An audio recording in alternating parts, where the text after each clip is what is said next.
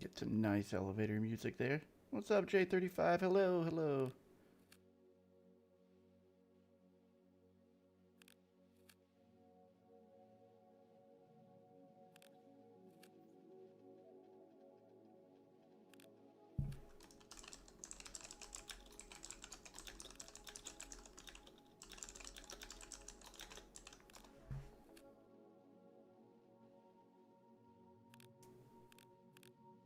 You guys, yeah, I'm ready, man. You guys have any predictions? Sounds like an agent builder potentially. I've heard image editing model, which I would love to see that. Hello, Igor. Audio sounded okay?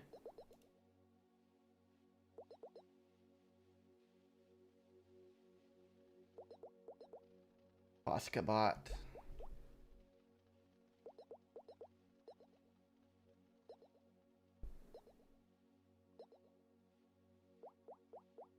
Got 4 minutes. Hello, hello, Kevin. Yeah, all that's going. Let me show you what I saw too. Yeah, I saw this post, which I don't know how like real this is or anything, but people are predicting like N8N sort of competitor. I don't know how to feel about it, to be honest. An agent builder. For the 12 months, people have been stitching together tools like N8N, Zapier, Make. I mean, that's fair. Like, Make is what we currently use at my company. I've used Zapier in the past.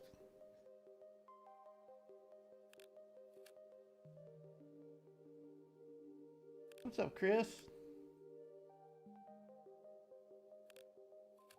Man, NP, I hope it's not just an advertisement where they bring in, like, T-Mobile and talk about how they use this stuff. I'm listening in the background, by the way, so I'm not going to miss when they start talking here.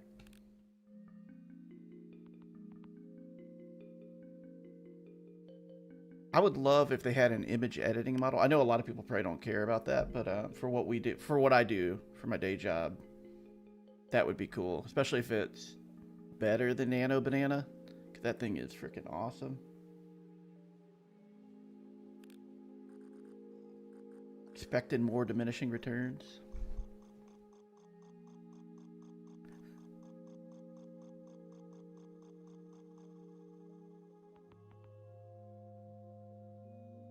I don't know if you guys feel the same way, but this kind of came out of nowhere, and then there wasn't a lot of talk about even what time this was going to happen. I just happened to see it on YouTube. I was trying to figure out more. Yeah, the new Quinn image editing is really good as well.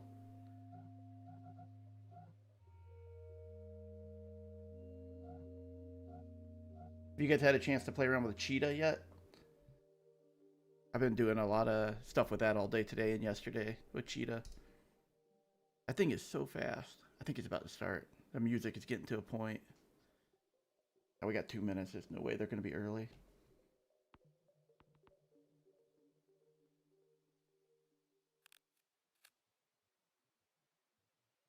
Yeah, I mean, I think Cheetah is solid. It's hard for me to know if it's better than GPT-5. I actually don't think it's better than GPT-5, but I do think the speed you get with Cheetah, it just is, it's so awesome. We don't know where Cheetah's from. I've tried to crack it. I'm working on a video about it now. Let me see if I can show you guys. Like some of my tricks that I usually use for cracking, like what the model is a lot of times I'll trick it into like putting out a system prompt, or I'll have it make a game. And so I had it make a game where basically you have to guess who made it. And I was like, oh man, did I actually get it? But no, it fooled me here because it's actually just anonymous. So it's not. I have not been able to crack it, no matter what I've done so far.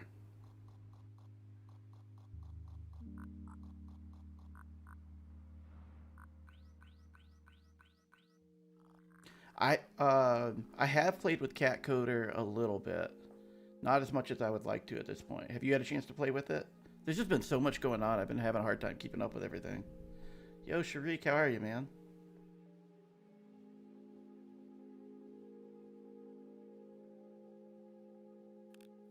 Yeah, I'm really curious if they end up if this ends up being true. Like this is a post that someone did on X. I don't even know if this is like a leaked image or someone like prototyped this out to kind of show what it could be. There's not a lot of information on it. I'm struggling. I mean, from one hand, I kind of see this like flywheel that OpenAI could build, where you own the models, you get so much data from everyone using it.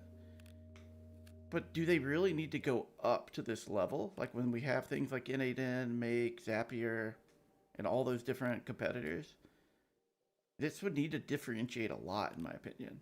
And it almost feels like a distraction from having them build like the core infrastructure that everything else is going to be built on. So you think, so someone's saying, let me see if I got your name, Rajiv, I'm probably pronouncing you wrong, but you think Cheetah is Grok? I think it's a high likelihood. And I would say the only thing that throws me off is the fact that they're charging for it. Because Grok has just been throwing away like such free inference right now. Like, why would they charge for this one? That bunny sound eating that thing there really threw me off. I thought something was going wrong.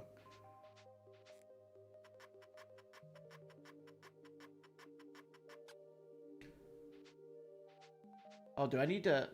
I thought that would go everywhere, Sharik. I'm doing good, man. Let me see here.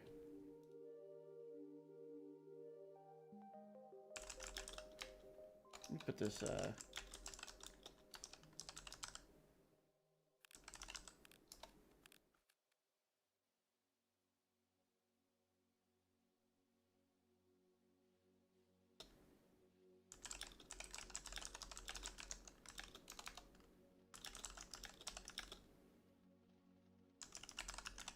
gonna just send it in Discord so everybody knows. Oh man, you think it's another Codex model? I have not heard rumors on that. So the two things that I've heard are this agent builder, which I've been trying to find more information on, and the other thing is the image editing thing. Which, you know, if you think about it, they're probably due for a new image model or image update. All right, let me see if I can crank up audio a little bit here. See. All right, is that any better? What's up, Matten? Alpha, how are ya? It'd be wild if it's another Codex model, really.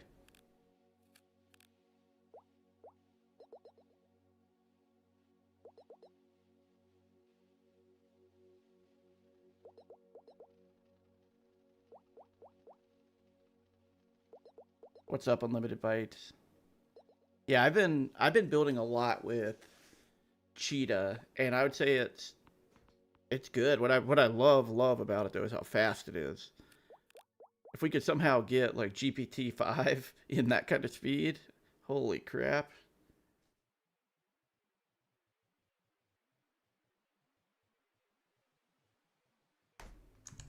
Let me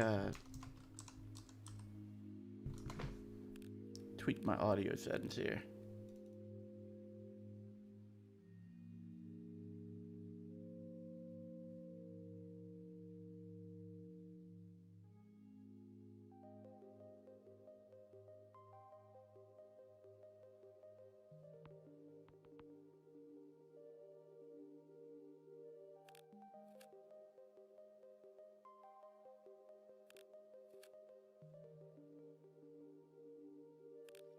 They should make another better Codex model only available on the $200 plan.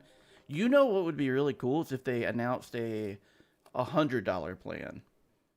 Like if they put a $100 plan in there with what we've got now at a decent rate, like I'd probably go to that instantly. Man, I hope they don't go up. Like they really need something in between, honestly.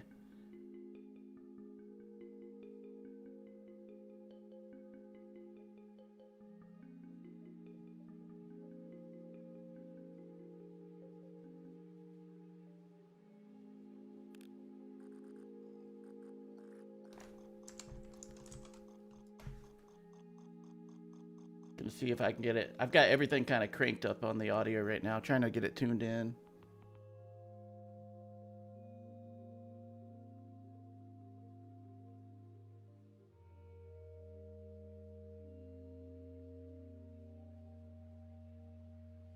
All right, that seemed to actually crank it up quite a bit there. I'm gonna go a little bit louder.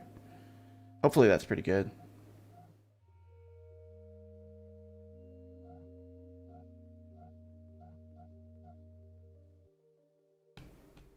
Yeah, for $100 a month, I use Claude, GPT-5, and GLM pretty evenly. What subs would you buy?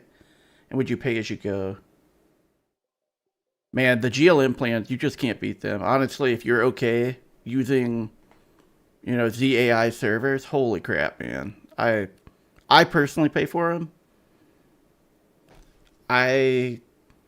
If you're working at a big company, they're not going to let you do that. But if you're a student learning how to code, or you're just making stuff, or for me, I got a startup, I'm just protective of like what I'm sending to the servers. But I also have come to the conclusion that code is honestly not the most important thing anymore. So if someone grabs parts of my code and uses it for training, I personally don't care about that. I'd rather like get the efficiency out of it. But yeah, GLM. My current subscriptions right now, I need to cancel some, to be honest. So I have Cerebrus Code with Quincoder for $50 a month. And this is painful for me to say, but I feel like Quincode has kind of fallen off a little bit now compared to what we have with like GLM. I don't know. Maybe other people would say. So I haven't used Quincode as much anymore. And then I'll use GLM 4.5, well 4.6 now. And then I still am using Claude Code. I have the $100 Claude Code subscription, but I really am debating bringing that down to $20. And then Codex. Yeah, GLM 4.6 is so good.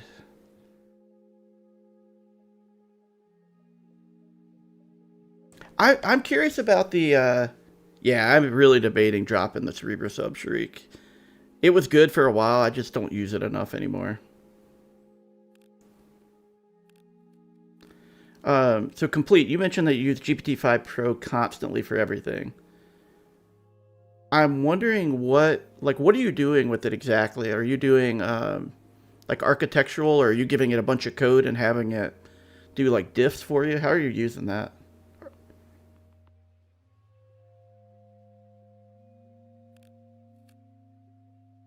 Yeah, playing keys. Yeah, I see that same problem, honestly, at a lot of companies too.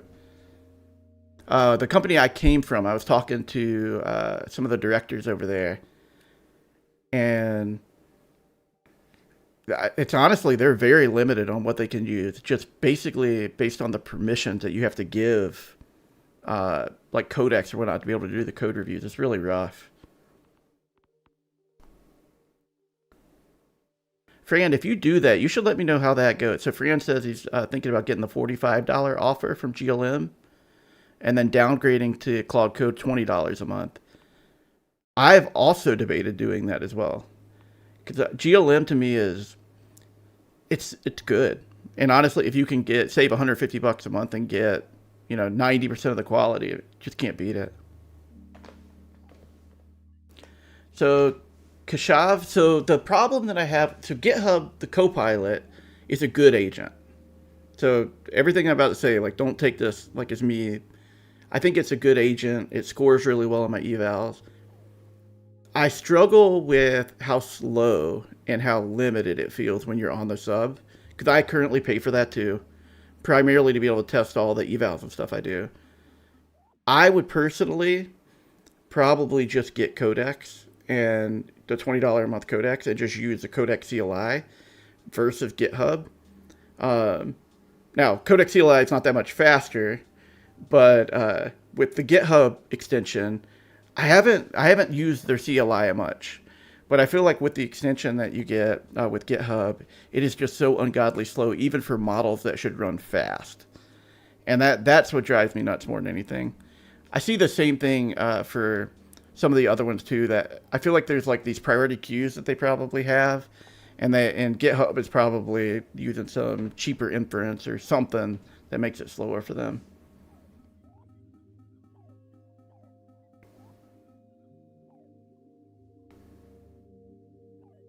Yeah, Plain Key. So Plain Key says they have Windsurf because that's all their SOC compliance team will approve.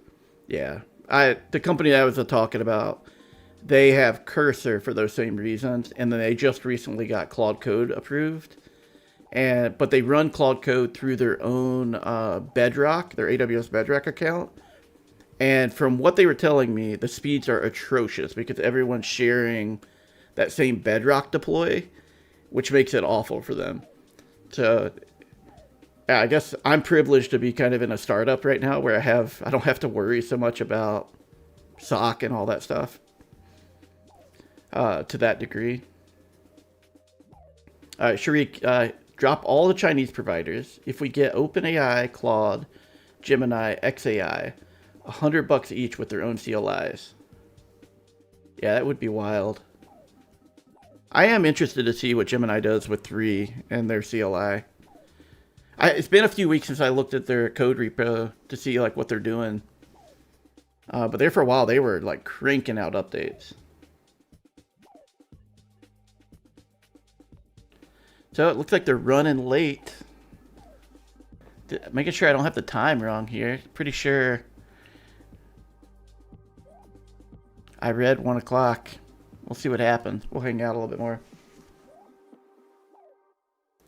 Yeah, I wish I knew why GitHub Copilot was so slow. And it's not always slow. Like sometimes it actually works well, but no, I have not heard anything about Gemini 3 beta being out.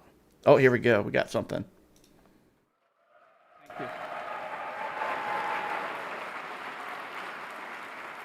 Try to get the audio decent.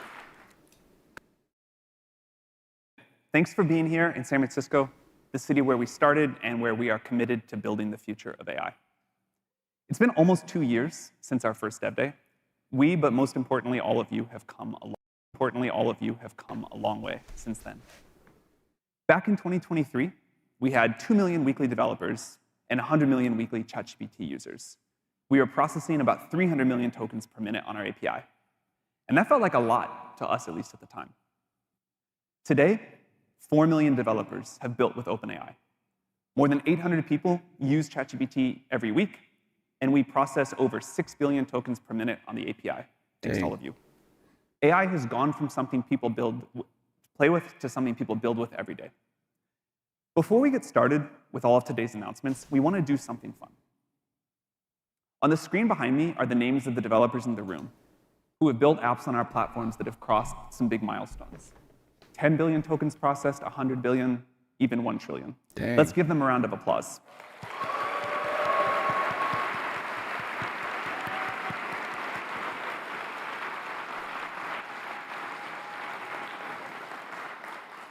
On behalf of all of us at OpenAI, thank you for doing such incredible work. You are the ones pushing the future forward, and seeing what you've already done makes us so excited about what comes next. While it's exciting to celebrate how far you all have come, we are still so early on this journey. So today we're going to focus on what matters most to you all, which is making it easier to build with AI. We've been listening to developers, hearing where you get stuck, what you want us to build next so that you can build more things. And we've got 4 things for you today. We're going to show you how we're making it possible to build apps inside of ChatGPT and how we can help you get a lot of distribution. We're going to show you how building agents is going to be much faster and better. You'll see how we're making it easier to write software, taking on the repetitive parts of coding so you can focus on systems and creativity. And underneath all of this, we'll give you updates to models and APIs to support everything you want to build. We think this is the best time in history to be a builder. It has never been faster to go from idea to product. You can really feel the acceleration at this point. So to get started, let's take a look at apps inside of ChatGPT. We want ChatGPT to be a great way for people to make progress, to be more productive, more inventive, to learn faster, to do whatever they're trying to do in their lives better. We have been continuously amazed by the creative ways that people use it. Since our first Dev Day, we've been working to try to figure out how to open up ChatGPT to developers. And we've tried things like GPTs, we've adopted standards like MCPs, and we've made it possible for developers to connect ChatGPT to more and more applications. Some of this stuff has worked, some of it hasn't, but we've learned a lot along the way. And today we're going to open up ChatGPT for developers to build real apps inside of ChatGPT. This will enable a new generation of apps that are interactive, adaptive, and personalized that you can chat with. So to build them, today we're launching the Apps SDK, which will be available in preview starting today.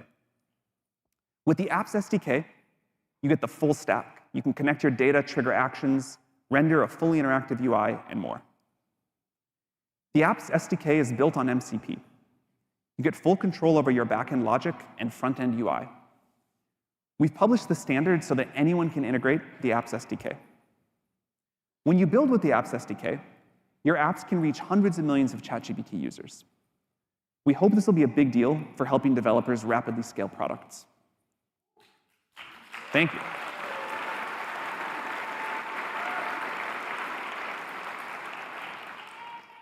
You're welcome.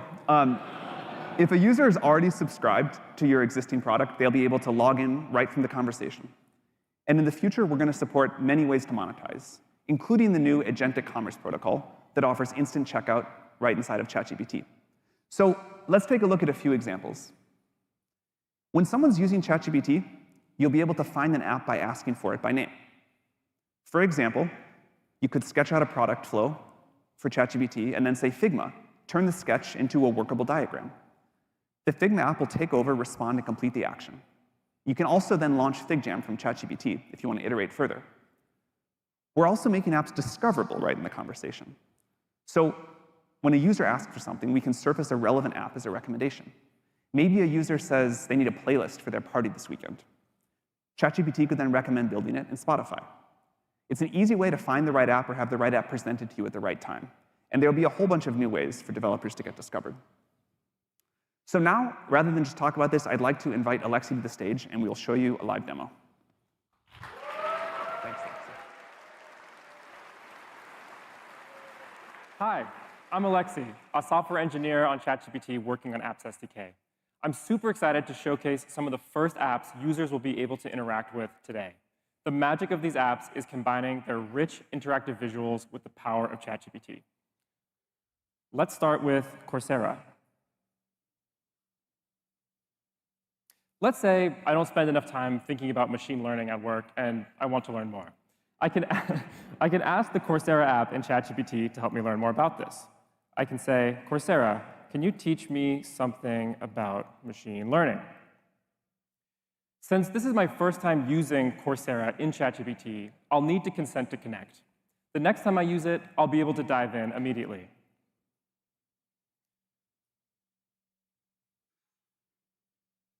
You'll notice I asked ChatGPT for the Coursera app directly, but ChatGPT can also suggest apps if relevant to the conversation.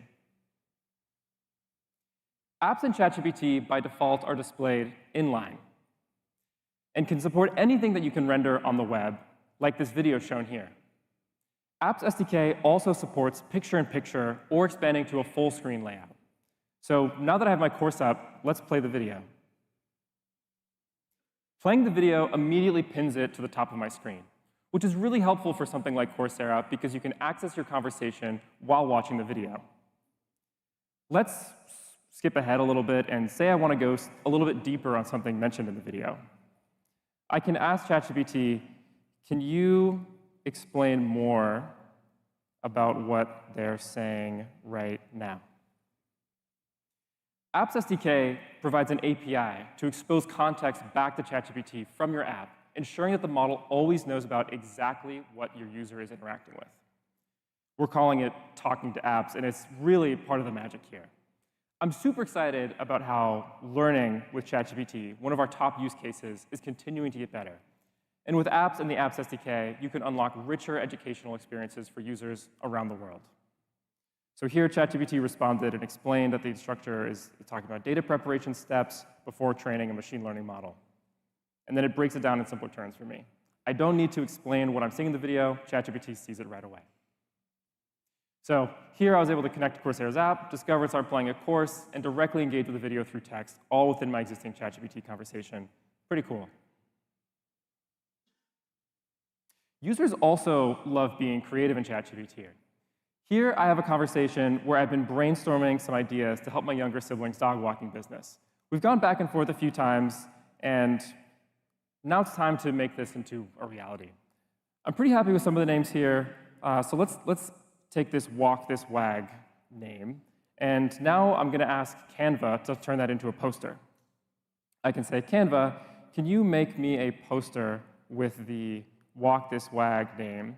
I want it to be colorful, whimsical, bright, and I prefer, oops, I asked Coursera for a typing course too, maybe. I prefer sans serif fonts. Cool. Send that off, and now in the background, Canva is generating posters based on the context from my conversation. Canva is great at creating assets like this, and now you can kick it off directly from ChatGPT. Whether you're making professional marketing assets for OpenAI or just a fun demo for Dev Day, Canva is right there in the conversation as you work. Apps SDK, as Sam mentioned, is built on MCP, an open standard we've loved building on at OpenAI. And if you have an existing MCP, it's really quick to enhance it with the Apps SDK. All you have to do is add a resource that returns HTML, and the app would be able to be up everywhere ChatGPT is distributed, across web and mobile. As you can see, this is a live demo, so we're experiencing a little bit of latency, but here we go. Canva has returned 4 poster examples to us. We see them in line, just like the Coursera video, as well as ChatGPT kind of explaining what it's done for us. But we can explore another modality in Apps SDK, which is full screen. I click an asset, and the app requests full screen. We are able to focus on a specific asset. And from here, I can see it in more detail. I can ask ChatGPT to request changes, maybe visual tweaks, just like with our image generation experience. But since we're in San Francisco and it's Dev Day, let's ask Canva to convert this into a pitch deck. I can say, Canva, can you please make this poster into a pitch deck? We're trying to raise a seed round for dog walking. I'll send that off, and since now Canva's going to make us a couple of slide decks, it may take a moment. So in the interest of time, we'll move on to show one more demo while that loads. Say the dog walking business is going really well, and we want to expand to another city. I can ask ChatGPT, based on our conversations, what would be a good city to expand the dog walking to? ChatGPT, of course, knows what we've been talking about. Super enthusiastically says Pittsburgh. Great. Now I can invoke the Zillow app to say, please show me some homes for sale there. And now ChatGPT is talking to Zillow to fetch the latest housing data, and we'll get an interactive map embedded in ChatGPT. And we'll explore how the full screen experience there goes. So we have our map, gorgeous loading state, and boom, we have a bunch of homes here. It also looks like our slide decks are done, so we'll go back to those in a moment. But this map is a little hard to see in the inline view, so I can click a specific home and open it full screen. And now we have most of the Zillow experience embedded in ChatGPT. You can request a tour, all the actions that you would expect from Zillow. But we have a lot of options here, and it's kind of hard to parse. So I can ask ChatGPT, can you filter this to just be 3-bedroom homes with a yard? For the dog, of course.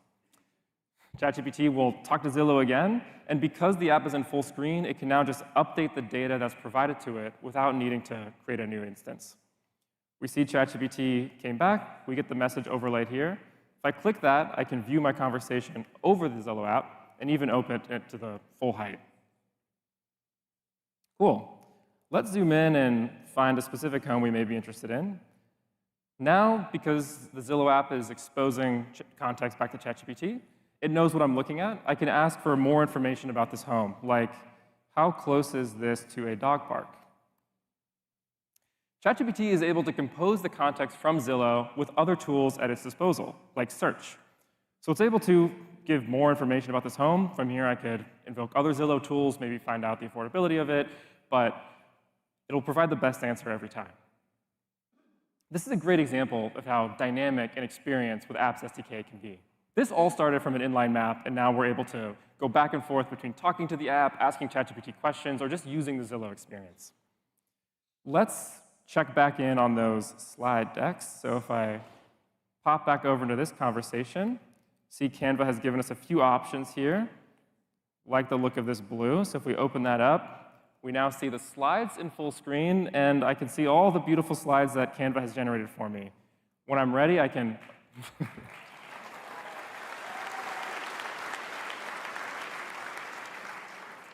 just like the posters, I could ask for follow-up edits, and when I'm ready, I can open this in Canva to get the real slides out and hopefully close the seed round. So there it is, the magic of apps and ChatGPT, conversations that unite the intelligence of ChatGPT with your favorite products, resulting in truly novel experiences. I'm so excited to keep building this with all of you. Can't wait to see what you do with it. Now,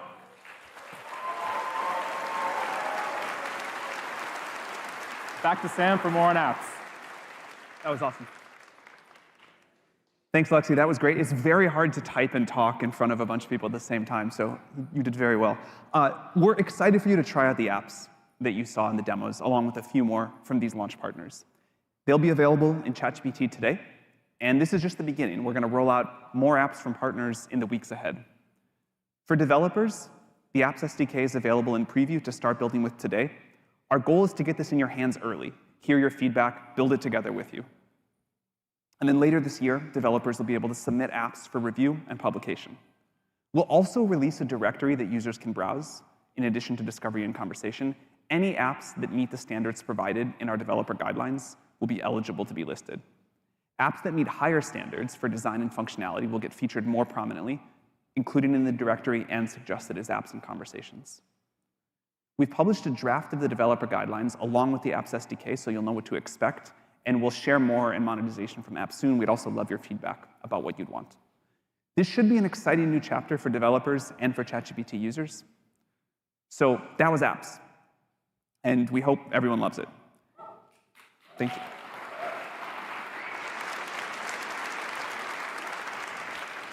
So next, we want to talk about building agents and how we're going to make this simpler and more effective. AI has moved in the last couple of years from systems that you can ask anything to systems that you can ask to do anything for you. And we're starting to see this through agents, software that can take on tasks with context, tools, and trust. But for all the excitement around agents and all the potential, very few are actually making it into production and into major use. It's hard to know where to start, what frameworks to use, and there's a lot of work. There's orchestration, eval loops, connecting tools, building a good UI. And each of these layers adds a lot of complexity before you know what's really going to work. Clearly, there's a ton of energy, and the opportunity is very real. So we've talked to thousands of teams, many of them in this room, who are building agents to reimagine how work gets done. And we've asked what we can do to make agents much easier to build. So today, we're going to launch something to help with that. The goal here is something for every builder that wants to go from idea to agent faster and easier. So we're excited to introduce a new thing called AgentKit. AgentKit is a complete set of building blocks available in the OpenAI platform designed to help you take agents from prototype to production. It is everything you need to build, deploy, and optimize agentic workflows with way less friction. Our hope is that everyone from individual developers to large enterprises will get a lot of value from this. And we'll talk about a few of the core capabilities now. So the first one is Agent Builder. This is a canvas to build agents. It's a fast visual way to design the logic steps, test the flows, and ship ideas. It's built on top of the Responses API that hundreds of thousands of developers already use. So most of you who have used our platform before should be familiar with the foundation. The second thing is ChatKit. We've heard this one loud and clear, and we're making it easy to bring great chat experiences right into your own apps. You get a simple, embeddable chat interface that you can make your own. You can bring your own brand, your own workflows, whatever makes your own product unique. And you can see in the video here how chat can work across each agent node and call on tools to form the best response. And then finally, evals for agents. We're shipping new features dedicated to measuring the performance of agents. You get trace grading to help you understand agent decisions step by step. You get data sets, so you can assess individual agent nodes. You get automated prompt optimization. And you can even now run evals on external models directly from the OpenAI platform. This is all the stuff that we wished we had when we were trying to build our first agents. And of course, agents need access to data. So with OpenAI's connector registry, You can securely connect agents to your internal tools and third-party systems through an admin control panel, while keeping everything safe and under your control. So let's look at a couple of examples. Albertsons runs over 2,000 grocery stores across the US. More than 37 million people shop there each week. And each store is like its own little economy. Managers have to make all these constant decisions, tweaking this promotion or that product mix, resetting the displays, working with a bunch of vendors. It's like a lot of stuff. So Albertsons built an agent using AgentKit. So now imagine a situation where sales are unexpectedly down for ice cream, down 32%. Before, this would have kicked off a long process of reporting. There'd be spreadsheets and meetings, a lot of panic. They sell a lot of ice cream, very important to them. Now an associate can just ask the agent what's going on.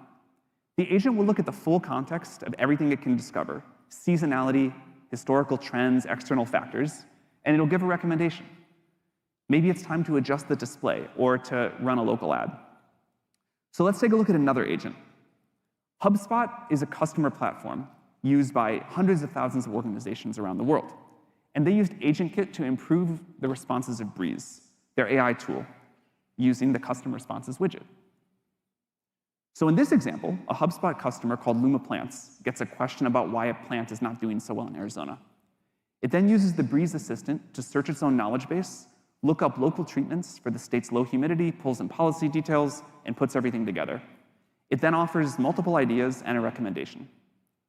So this is how we imagine intelligence working across many different sources, all operating together to deliver smart, useful answers to customers. And it's a great example of the thing that you can build with AgentKit.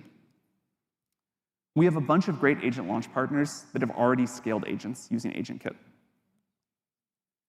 And it's available to everyone starting today. So let's do a live demo, and I will pass it off to Christina.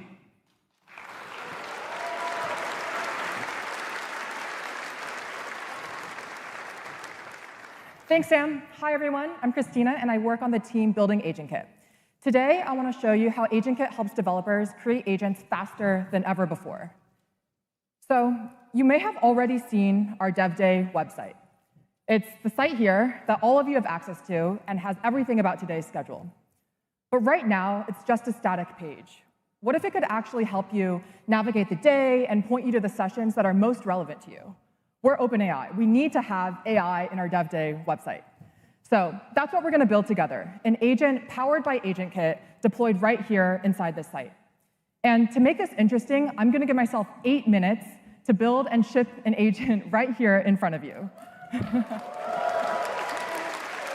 You just heard how hard it is to build an agent, so this is going to be a bit of a challenge, and I'm going to start the clock now to keep me honest. Okay, we have a clock going. So I'm starting in the workflow builder in the OpenAI platform. And instead of starting with code, we can actually wire nodes up visually. Agent Builder helps you model really complex workflows in an easy and visual way using the common patterns that we've learned from building agents ourselves. So here on the left, we've already extracted the common building blocks. For example, tools like file search and MCP, guardrails, human in the loop, and other logical nodes. Today, I'm planning on building a workflow that uses 2 specialized agents. The first will be a sessions agent, which will return information about the schedule, and the second will be a more generic Dev Day information agent. So I'm starting off with a categorizing agent to just help route and categorize the type of message coming in, whether it's asking about a specific session or something more generic. And then I've added in an if-else node to route behavior based on that classifier. Next, I'll create the session agent. Here, I'll drag and drop an agent node. I'll call this session agent. I'll give it the context about kind of grabbing information about a session. And then I can add in various tools here. Today, I already have a doc with all the information about sessions, so I'll simply drop that in. Let's call this sessions and attach it. So this agent now has all of the information needed to answer my questions. But showing the schedule should also be fun and visually interesting, not just plain text. So I'll also create a widget for them. I'll head over to our widget builder. Here I could create a widget from scratch. I can browse the gallery to learn about other widgets and reuse them. But for today, I've actually already designed a widget for this use case. In this case, it's an onboarding session widget for Froge, one of our Dev Day friends that you'll see around the venue, who's holding a 101 onboarding session in Golden Gate Park. So we can simply download this and then head back over to our to our agent and just attach it in as, I don't think I clicked download, so let me go back and actually click the button. Download. There we go. Great. So head over and attach it as an output format for the sessions agent that we just created. Drop that in. We can preview it to make sure we added in the right widget, and everything looks ready to go. So this session agent is now done. Next, I'll create the general dev day agent. So once again, I'll drag in an agent node. Let's call this the dev day agent. We'll once again give it some context about what it's doing, and then we'll also make it speak in the style of Froge just to make it really on brand with the day. We'll add in a file once again, so we have a file with all of the information about the day. Call this dev day. Attach it. This agent is ready to go as well, and we'll attach that here. Now, it looks like I have a couple more minutes, so let's add in some additional security with one of the pre-built guardrails. So one of the most important things when building agents is being able to trust them, and guardrails help you have that confidence, protecting against hallucinations, adding moderation, blocking PII. In this case, we already have a couple pre-built guardrails. I'll turn one on for a PII, and then I'll just include name as well so I can easily verify its behavior. I'll attach this in to the beginning of the workflow to make sure Froge is really protected against PII, and then I'll add in an additional agent to handle cases when this information is passed in. So again, I'll make it speak in the style of Froge to stay consistent, and I'll remind it that it cannot help with questions that contain sensitive information and remove kind of the context.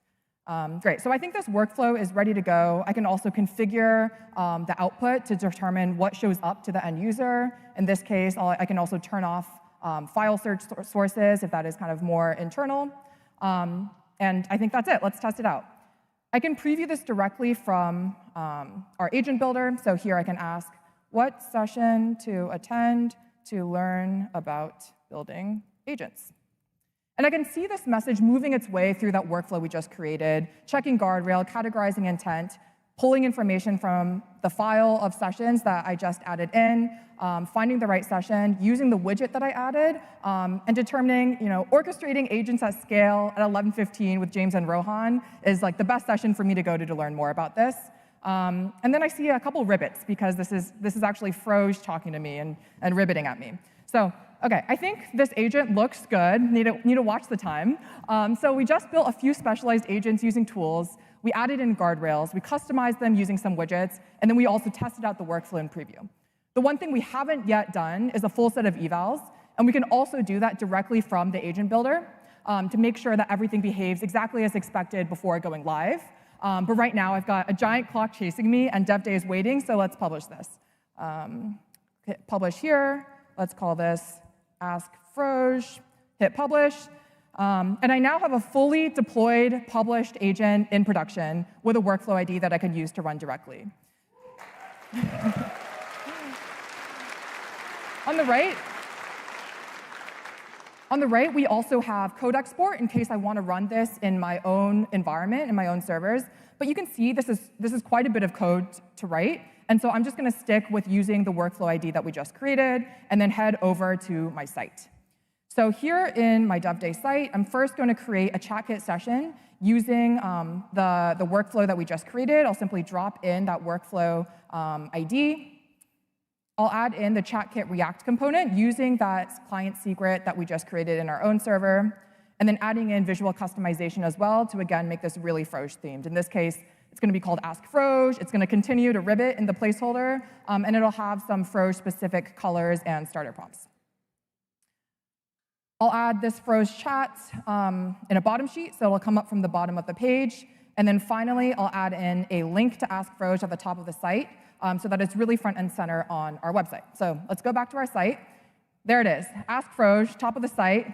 Let's try it out. So what session to attend to learn about building agents? And again, this is running through that exact same workflow we just created, checking for guardrails, categorizing the message, pulling from tools from file search, using the widget that we designed, and then again deciding orchestrating agents at scale is the right session for me to go to and continuing to ribbit in the style of Froge. So, OK, great, we've done it.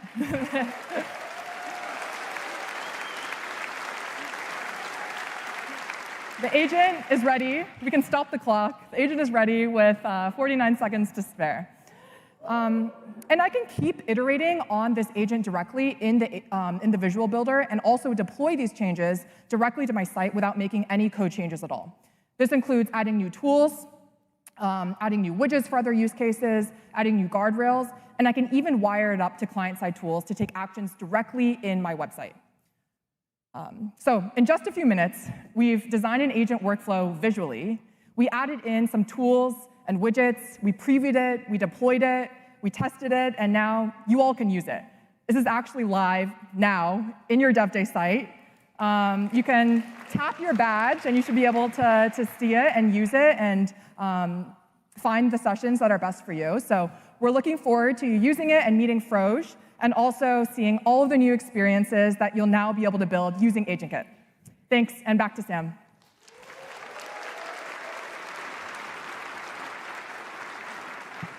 Thank you, Christina. I think that's so cool. I can't wait to see what you'll all build with it. So we've looked at AI apps, agents, but now let's shift to one more thing that's just as important: how we write software.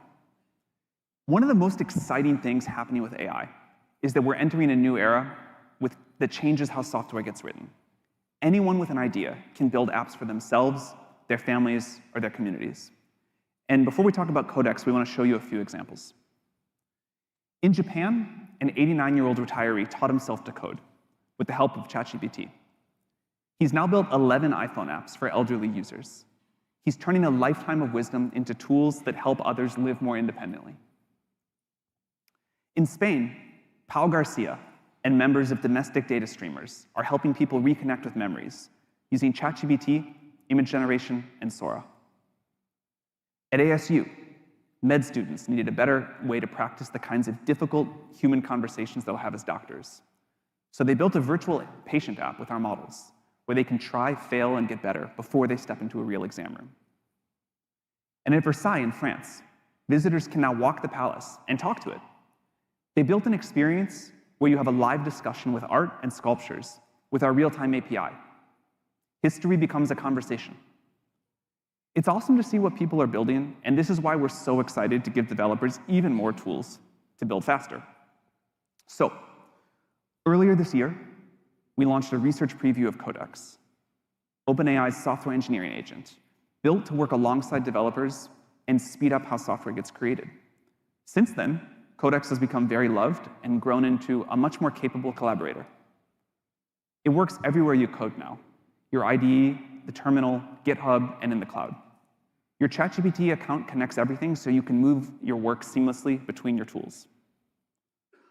We've released a ton of new features for Codex, and it now runs on the new GPT-5 Codex model, a version of GPT-5 purposely trained for Codex and agentic coding. This model is better at tasks like code refactoring and code review, and it can dynamically adjust its thinking time for the complexity of the task. Developers love this new model, and the Codex usage has gone up really fast. One of our key metrics for looking at this is daily messages, the number of tasks and conversations that developers have with Codex each day. Since early August, daily messages are up 10x across Codex. And this rapid usage has also helped GPT-5 Codex become one of our fastest growing models ever. Since its release, we have served over 40 trillion tokens from the model. Internally, at this point, Codex is everywhere we build. Almost all new code written at OpenAI today is written by Codex users. Our engineers that use Codex complete 70% more pull requests each week, and nearly every OpenAI PR goes through a Codex review. And from that, people get more depth than they'd expect, even from a very senior engineer. Starting today, Codex is officially out of research preview and into GA. And while, thank you.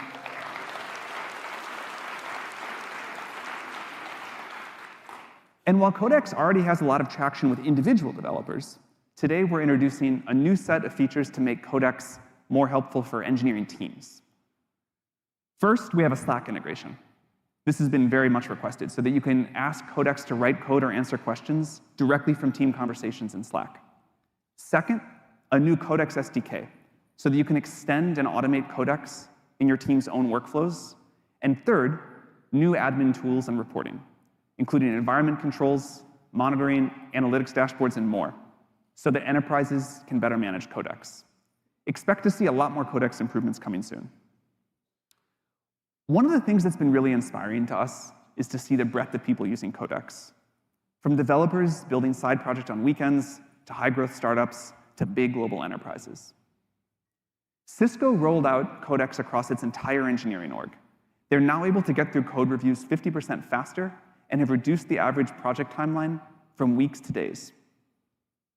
So for our next demo, we want to show you something fun.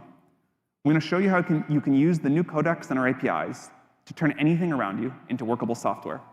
And for that, please welcome Ramon to the stage.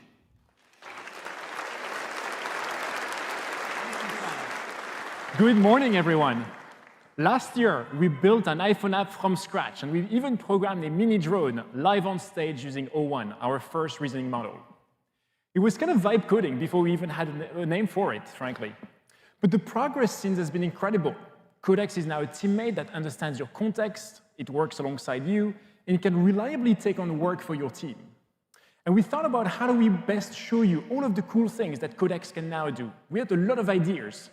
But one that we kind of kept coming back to is, what about building something that we could all experience and see together here in this room right now? So that's our challenge. If you look up here, some of you might notice a camera that's mounting above the stage. And I thought maybe we could start there. And so earlier, I asked Codex CLI to create a very simple control panel interface with a very simple interface. See, a camera feed on the left, some buttons on the right. And if we can bring my laptop on screen, you'll see what Codex came up with. Initially, it did it really well, but then I also added the Figma branding from the Dev Day event so it could pull the exact colors and components to actually render it perfectly matching our design. Great, so that's our place to get started. Now, I haven't written a single line of code, but let's dive in and see what we can do on top of that. Now, switching over here to, we're going to skip this version. Skipping over here to my terminal, which wanted to update, I'm sure you can see we have Codex CLI. It's logged in with my ChatGPT account, and it's powered by GPT-5 Codex, our net new model that Sam mentioned. Now, let's start by asking this question that I'm sure many of you have not asked a coding agent before. How to control a Sony FR7 camera in Node? And honestly, I did not know how to get started. I saw there was a C++ SDK, and I thought maybe Codex, we want to use that and turn it into JavaScript. But then it had a much better idea than that. I realized that there's a VSCA protocol, apparently, to control these cameras. So, as you can see, Codex can respond pretty fast for questions like this. And this all seemed promising to me. So basically, I went ahead and I typed this script over to Codex to completely scaffold an integration using the VSCA protocol and wire it up to that control panel. Now, Codex is becoming harder and harder to demo, by the way, because it can really work tirelessly on your task. I've seen it work for up to 7 hours on a very big refactoring, for instance, and get it right, which is pretty outstanding. Here, if we switch over and if we scroll back up, it updated its plan along the way, wrote a lot of code and everything, and this was the final result. As you can see on the screen, it worked for over 13 minutes on that one task, but it did everything I wanted it to do. So let's take a closer look. If I jump over to VS Code now, you can see on the right side of the screen, we also have our Codex integration in the IDE. And these are the files that the Codex CLI came up with for the camera control. So you can see it built a node server. It also figured out all of the UDP packets to send to this camera. Imagine the time it would have taken me to actually learn this protocol. That's over 30 years old, by the way. Codex even figured out that there was some very specific headers to send for this particular camera. All right, so with these UI components now wired up, the server's running, so we can take a quick look and try this. So here, if I turn on the camera, there we go, we have the camera. That's all of you, awesome. And let's try the controls. Boom, I can actually control the camera now from this interface. It's pretty cool. All right, but controlling with buttons is nice, but I think we can do something better. So I'm going to try to send another task, but live this time inside our IDE extension. So check this out. Wire up an Xbox wireless controller to control the camera. So I'm going to send this one right now. I was backstage earlier, and I found this Xbox controller. I wasn't sure who's playing back there, but I thought this could be something we could try. So we're going to leave it here. And as you can see now, like Codex made a plan. Apparently 3 tasks have to be completed. It's now exploring the file. It's figuring out how to wire up this gamepad. And what's interesting here is you can see in the IDE, we also have this concept of auto-context. And what that means is that your prompts can be pretty short because Codex will kind of understand your intent. It will see like the recent files that you've used and really kind of adjust accordingly. So as you can see, we're now at task number 2. This one will probably take another minute or so we'll leave it run in the background. So in the meantime, what else could we do? Well, I thought one exciting interface is voice. So to save us a few minutes, I've already asked Codex to integrate with our real-time API and our agents SDK. And I wanted to wire up all of this into the app right here on this green little dot at the bottom right of the screen. But what's great about the real-time API is that it brings natural speech-to-speech into your app, but it also connects to any MCP server in the context of that conversation. And so that really got me thinking, what else could we show you in this room and turn into an MCP server? And then I thought, wait, we have a lighting system, so maybe we could wire up the lighting system of the venue over to an MCP server. So let me check out this task that I sent to Codex, but this time in Codex Cloud. So you can see here my prompt.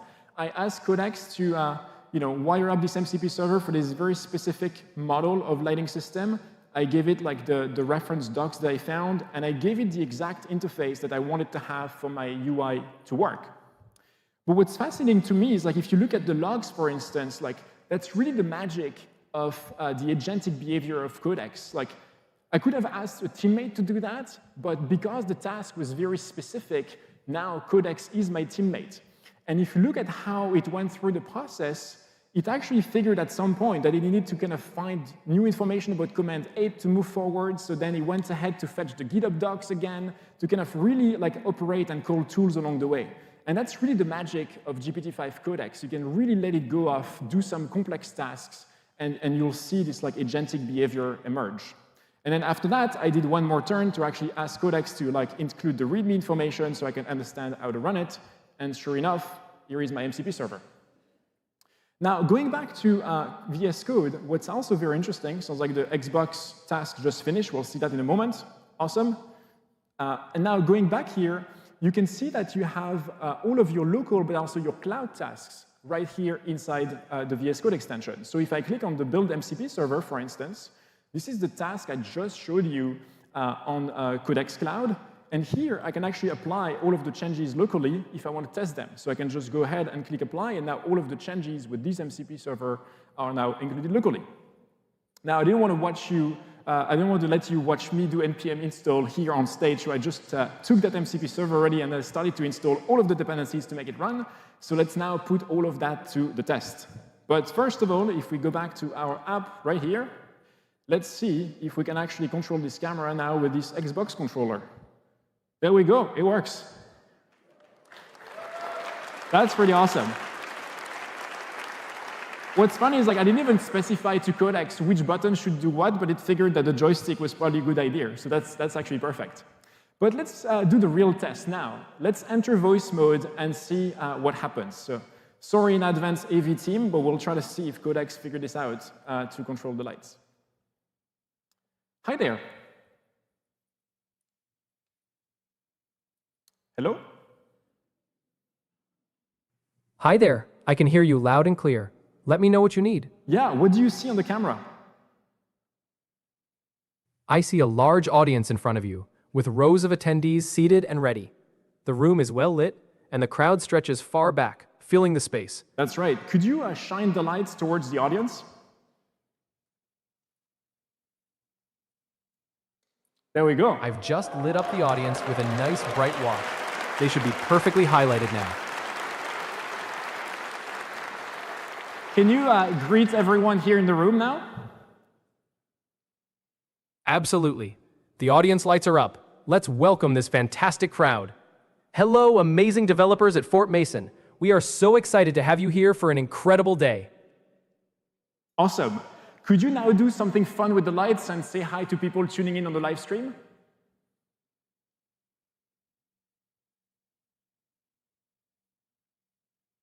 We've got the fun lights rolling now, some dynamic, colorful effects in motion. And to everyone watching the live stream, thanks for joining us. This is going to be an amazing experience. Cool. All right, let's go back to normal now.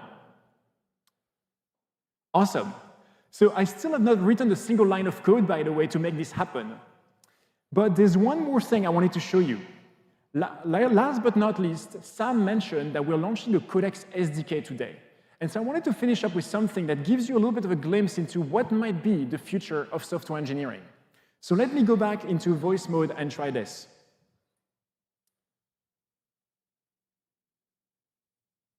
Hi, could you ask Codex to show a credits overlay like at the end of the movie, but this time the cast is all Dev Day attendees? I'm running that with Codex now. I'll let you know when it's ready. Great. In the meantime, could you start a countdown and take a photo of all of us?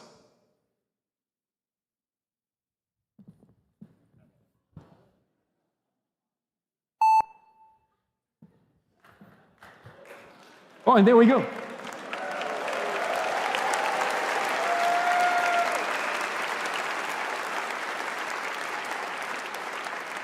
So to explain you what just happened here, when I sent a task to the voice agent, it also added Codex SDK as a tool. And what that means is that now, on the fly, I can reprogram this app in real time and instantly adapt it to user needs or any kind of feedback they have. So in this case, when I asked to create a credits overlay, it was able to go ahead and edit the code inside this React app, hot reload it, find what it needed to complete the task, and now the credits are rolling. It's pretty amazing. So with all that, we took voice, we took a sketch, we took some devices around us, and we turned all of this into workable software. And all of that without writing a single line of code by hand.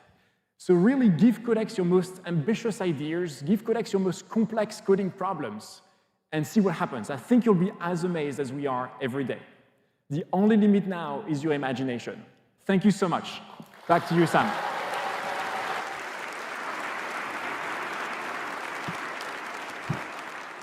Thanks, Ramon. This is the biggest change to how software gets created that I have ever seen, and we can't wait to see what you all will do with it. I think the future is going to be very bright. We've covered a lot today, but obviously models matter a lot too, so I want to share a few model updates. Back in August, we launched GPT-5.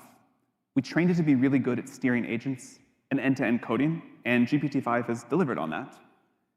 Leading coding startups like Cursor, Windsurf, and Vercel are using GPT-5 to change how software gets written and shipped in their apps. And then after that, we released GPT-5 Pro, the most intelligent model that we've ever shipped. Today, we're launching GPT-5 Pro in the API. It's available to all developers, and we hope you enjoy.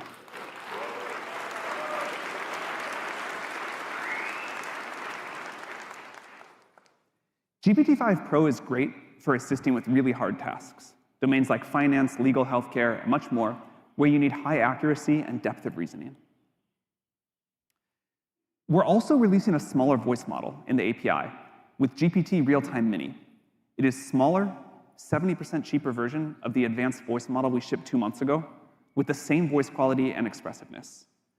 Personally, I think that voice is going to become one of the primary ways that people interact with AI, and this is a big leap towards that reality. Now I want to shift gears and talk about what's new for creators. And this has been a hotly requested one, so we hope you'll like it. We've been seeing incredible work from filmmakers, designers, game developers, educators, and more, using AI as part of their creative process. Today, we're releasing a preview of Sora 2 in the API.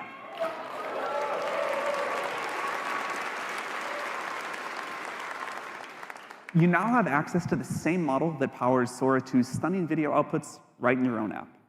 One of the biggest jumps that we've made with this model is how controllable it is. You can give it detailed instructions, and it holds onto the state while delivering results that feel stylized, accurate, and composed. For example, you can take the iPhone view and prompt Sora to expand it into a sweeping cinematic wide shot. But one of the most exciting things that we've been working on is how well this new model can pair sound with visuals. Not just speech, but rich soundscapes, ambient audio, synchronized effects that are grounded in what you're seeing. So here's an example in this kayak video.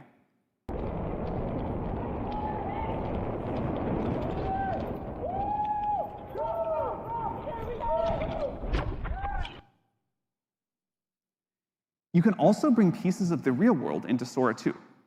For example, you could take a picture of your dog and give your dog some new friends. Look who's coming, buddy. Here they all are. Good pups, come on. That's it, everybody together. Happy dogs. So, Sora 2 is also great for concept development.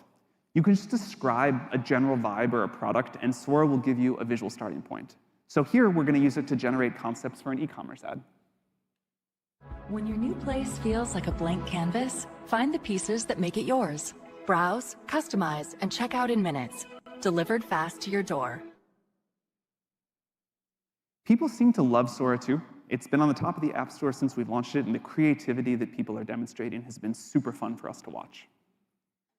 We hope that now with Sora 2 Preview and the API, you will generate the same high-quality videos directly inside your products, complete with the realistic and synchronized sound, and find all sorts of great new things to build. Just like our other modalities, it's built for flexibility. You get to control video length, aspect ratio, resolution, easily remix videos. Mattel has been a great partner working with us to test Sora 2 in the API and seeing what they can do to bring product ideas to life more quickly.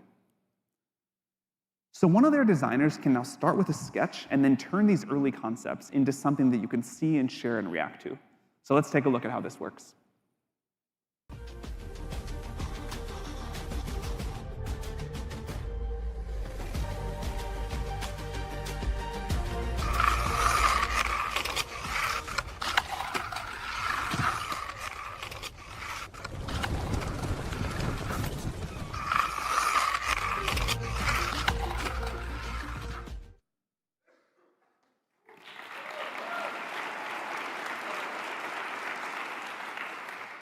That is a very cool new way to build toys. And it's incredible to watch with AI how fast ideas can turn into shareable, workable designs. So we're excited to see what else you'll come up with as you use Sora 2 in your own products. We hope that today gave you a few ideas of new things to build. We want OpenAI to be a great platform for this new era of building. We think things are going to get pretty incredible pretty soon. All of our announcements today are aimed to support you in this work. The Apps SDK for building native apps inside of ChatGPT. Agent Kit, so you can deploy agents wherever you'd like, easily and with more confidence. A more powerful Codex, changing the way software gets written, helping your team ship faster. And new models in the API, GPT-5 Pro, Sora 2, and Real-Time Mini that expand what's possible. We're watching something significant happen, I think. Software used to take months or years to build. You saw that it can take minutes now. To build with AI, you don't need a huge team. You need a good idea, and you can just sort of bring it to reality faster than ever before. So thank you all for being here, and thank you for building. Our goal, one second, I'm almost done. Our goal is to make AI useful for everyone. And that goal won't happen without all of you. So we're very grateful that you're here to build with us. And also a huge thanks to the team that made today possible. A huge amount of work went into this. And there's a lot more happening throughout the day. So enjoy the sessions, and we'll see you later. Thank you very much.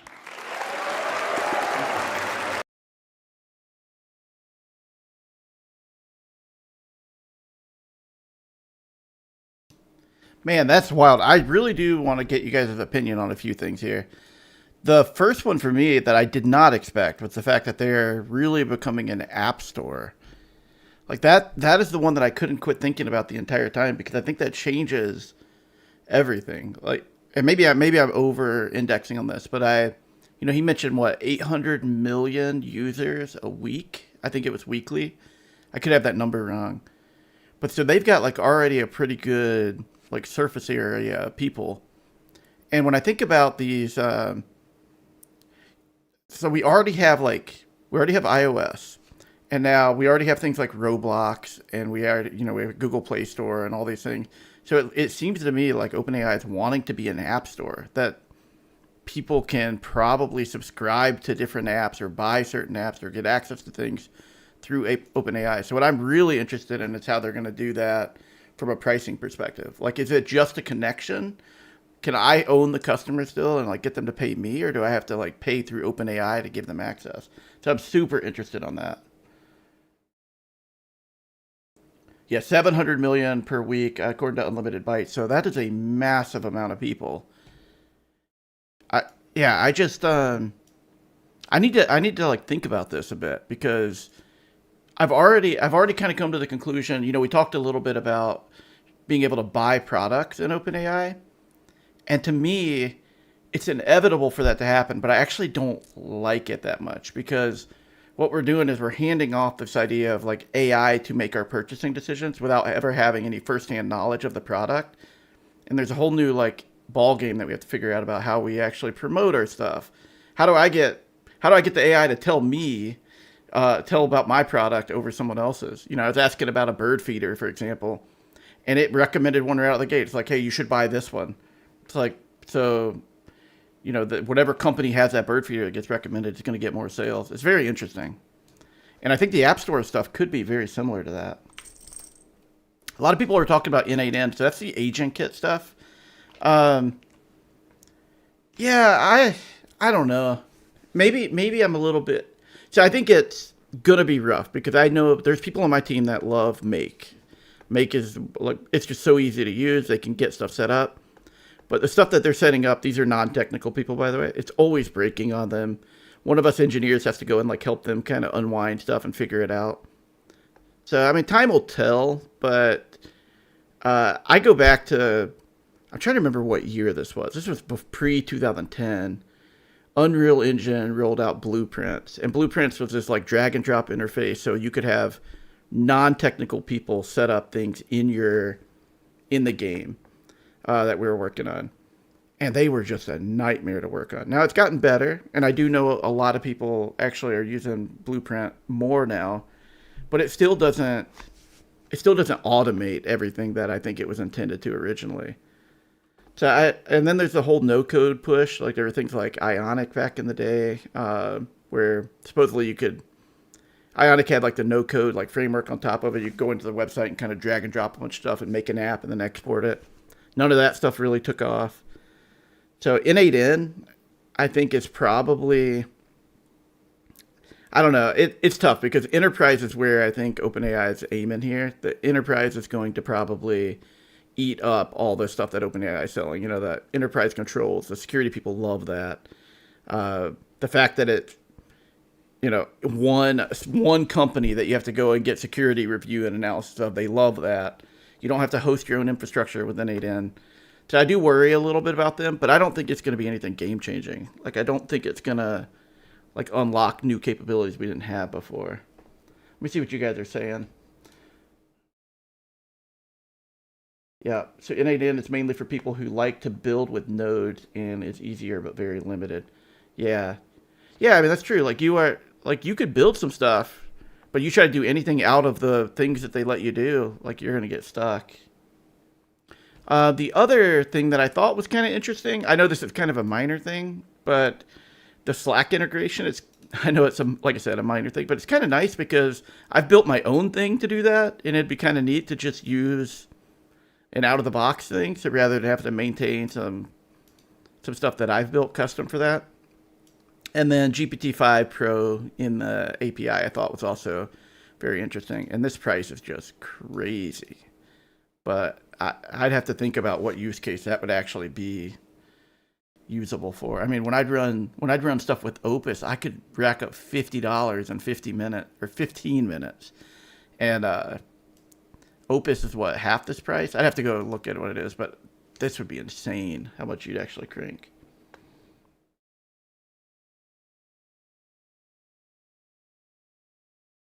It's a wrapper for Agent SDK. OpenAI is making a wrapper of their product.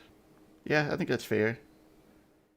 N8N, it's vast, extensible. It definitely is. I'll be curious to see how extensible this thing that OpenAI built is, how locked down it is to the OpenAI ecosystem, that stuff.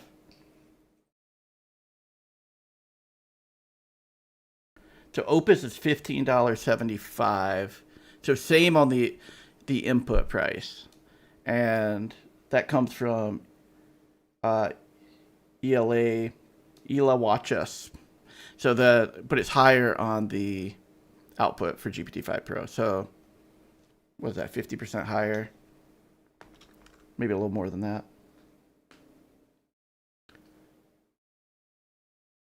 If you have to extend low code builder, then maybe it's better to just use code. Did you try Gemini 3 Pro in AI Studio A/B test? I did not. I didn't know that was actually out. Another one. Is that actually out there for us to try?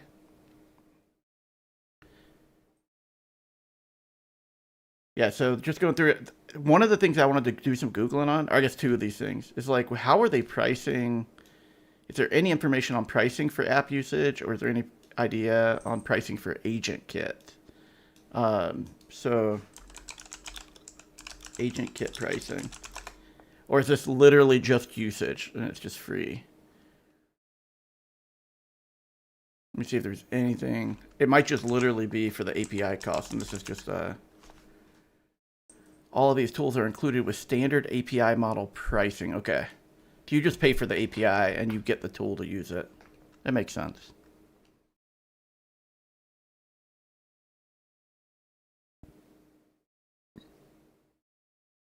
Oh, Alvera, that's super cool. That would make sense that that's Gemini 3. So Kashav, they do not give GPT-5 Pro in the Codex subscription for the $20 plan, specifically. I actually recently downgraded to the $20 plan just because I needed to cut some cost on all the API stuff I was spending, and I lost GPT-5 Pro. Yeah, let's see if there's Sora 2 API pricing.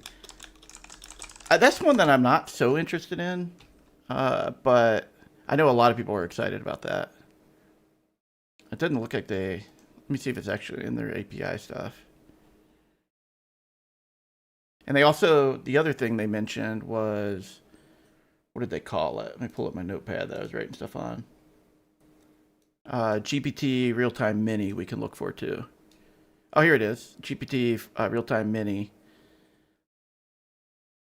So, yeah, that's actually a lot cheaper.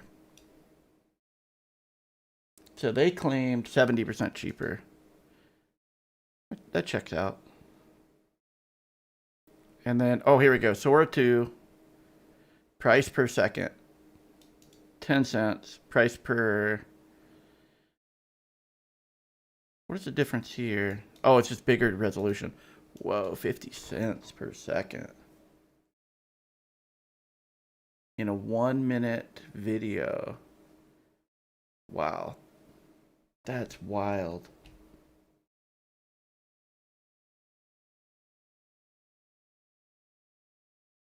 Oh, I missed that, Mike, but you're right. That GPT Real-Time Mini, I'm actually interested to try like the text, audio, and image versions of those.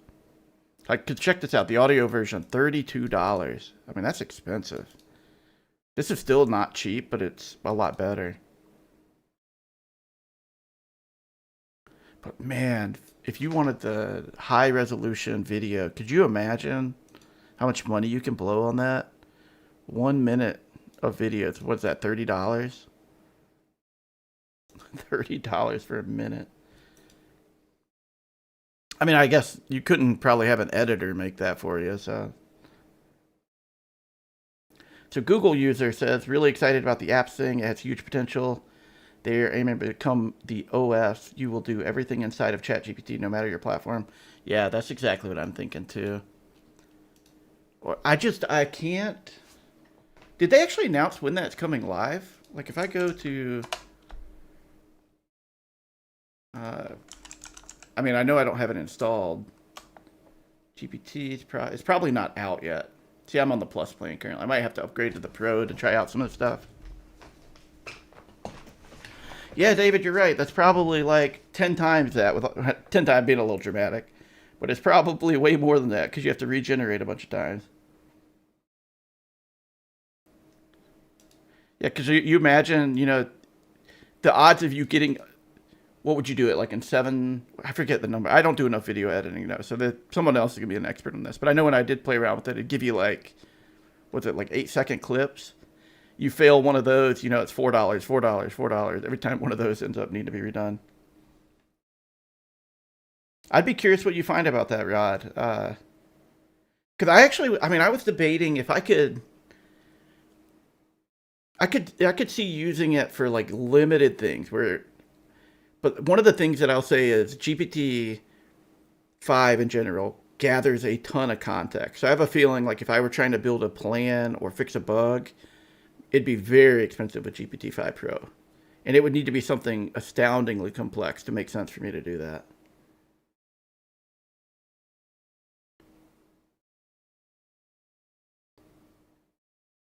It's just like VO3, absolutely not worth it. Maybe it's a good thing considering it's so scary and realistic. That's true. Yeah, I mean, I'm just, there's only so much time for me to play with stuff too, and the video stuff is just, it's fascinating, it's cool to see. I just don't have time to like go down that route. Like I really want to stay really focused on, how to get better at using the tools for coding, and I use the image stuff a lot too because of just the nature of the company I'm building.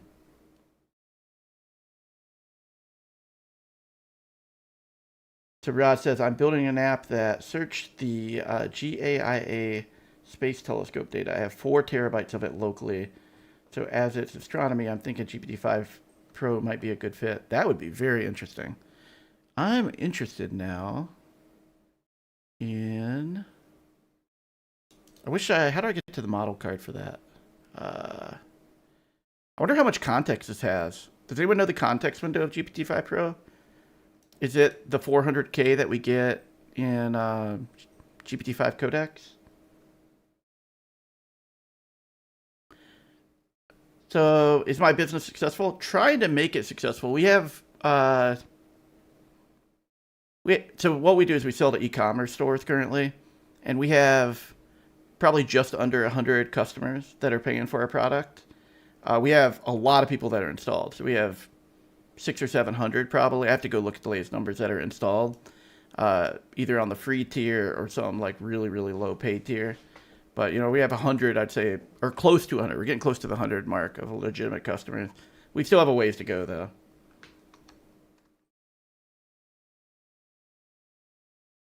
It is 400K? Nice. That's useful.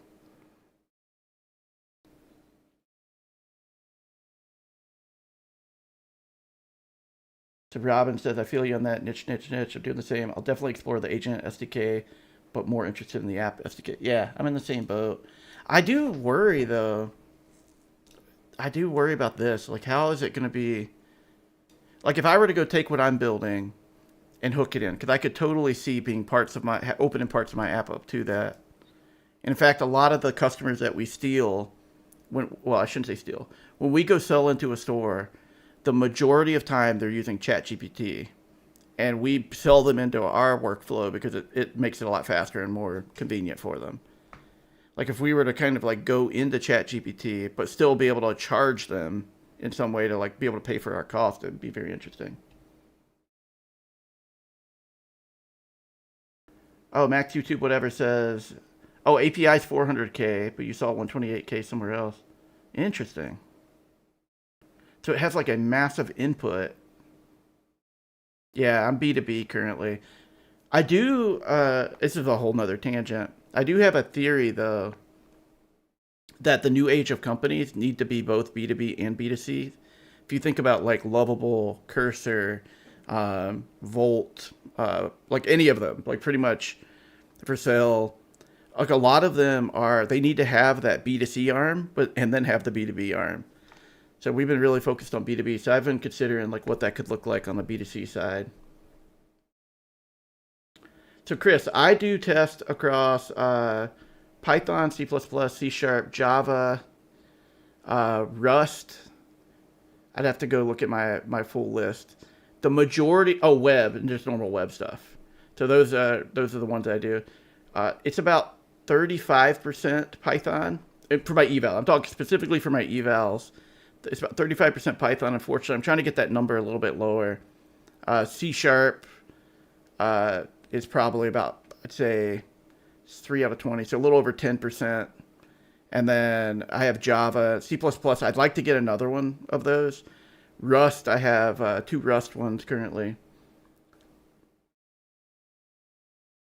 So currently what I try to do is I have 20 evals that I have kind of graduated as my official set. And then I have some experimental ones. So my experimental ones are typically what I'm doing periodically is as AI progresses, I get rid of some. And I'm also trying to like lower the number of Python ones because my version 1 was higher on Python. So my version 2 has a lot less Python, a lot more languages. And then basically I have some experimental ones that I rate very low, but I use them to get data on how I have to improve them to get the consistency I need. So I still run the like experimental ones that I'm doing. Like I have an Elixir one right now I'm running, which I may end up getting rid of. Someone asked, DMT asked, do you think the future of coding is through voice vibe coding like their demo? It's hard for me to see that, honestly. I do know some people love using voice for it, but I don't know. I don't know if I can see that being the future. Yeah, JK Software, I've thought about the benchmark scores per language. I'm actually working with a few folks now to see if we can build like build the shell. So I actually have a version 3 started that I would say is like 70% ready to go. And then the most time consuming thing is going to be actually building the test in it. And what I really want to do is I want to open it up and see if people from the community can help me build the test, and then we can run them across a bunch of our different machines and get them stable. And then I can keep some private ones behind that they don't gamify. Because that's the thing that worries me the most. I've been offered money to get access to my test just so they could try to and I'm not a big fan of that. Like I want to keep some private ones behind. That way no one's like out there gaming something. Yeah, the basic benchmarks are unfortunately very saturated because a lot of them are just editing 1 or 2 files, like very little context window being filled up. It's crazy. So Robin, you only use voice? That's cool, man. I don't do a lot of vibe coding. Typically I'm sitting here like working on something that's pretty defined that I need to go do. You know what I should do? I should test it with my daughter. I see if she would sit there and use voice. Be very interesting. Someone not technical.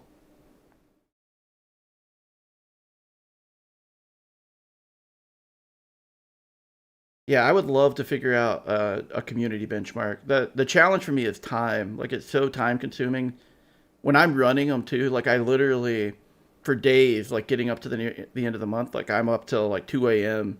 running across 3 computers trying to get as much done as possible. And what I would love to do, Eric actually came up with a really cool idea where if we could come up, and he's doing this with repo prompt, where if you could get people to run them on their system and then upload them to like a shared like database. And then we can start aggregating runs across different people's environment. So we could track like environment, we could track model, agent, all of that stuff, and be able to track that. And we could take and like summarize that each month as like a really cool metric. It'd be really neat. So honestly, right now, so Fred, you're asking which tools am I using the most? Codex CLI is probably number 1. Root Code's number 2. I've actually been giving Warp a lot of reps, and I freaking love it. I just wish I could put it into VS Code. I know it's such a minor thing, but I just like having everything in the one window.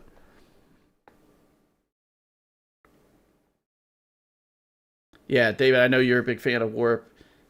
I'm glad. I can't even remember who told me about it or how I came about like starting to test it. I think I may have like saw it released, and then that's when I first heard that you'd been using it for a long time, even up until that point. Oh, Zed. Oh, man. Trying to think about how to explain Zed. So let me just give you... So I've used Zed for actual production work, and I like it. I love the speed of it. It's a great IDE. But when I'm running anything through Zed, specifically with the sonnet models.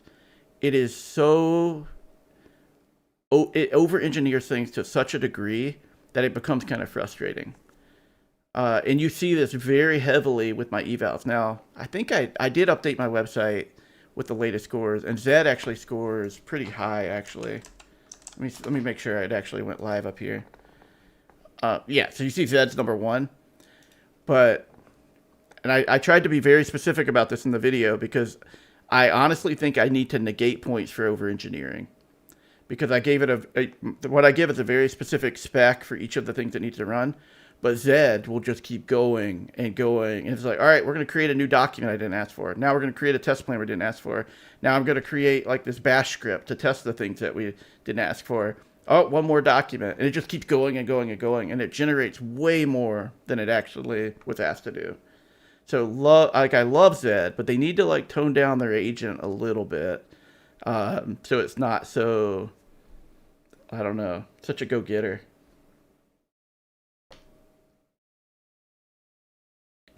I did actually, there's a drive link floating around with all my modes. Kishav, if you want to ping me or DM me in Discord, if you're in Discord, I can try to find you that link and send it over to you. It's been a while since I messed around with, I could actually even export my latest modes, the ones I've been using, because I've updated them a bunch, and send it over to you. Yeah, David, that's David saying, yeah, you can't use warp inside VS Code. I wish you could. Yeah, I do hit limits on the Plus plan for Codex. But then what I do is I go to my GLM subscription, and that is freaking awesome. Yeah, in Zed, I use the right mode. So everything was in the right mode. Now, that is true. With GLM and Zed, it's not as... like here, look at how high it scored with the GLM. This is GLM 4.6. And it did not over-engineer as much. So it seemed to be very specific to the sonnet models when I was running it. And I save all these too, so I can go back and verify that. But this one, I was very, very impressed with how well GLM 4.6 did there. I mean, look at that. That's like basically no that is top of the line.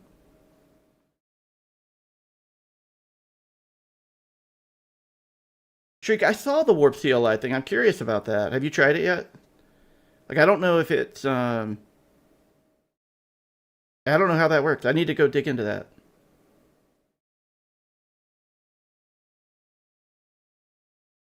Yeah, the GLM is so good. You know, I was telling my son this too, because he's going to college for computer science.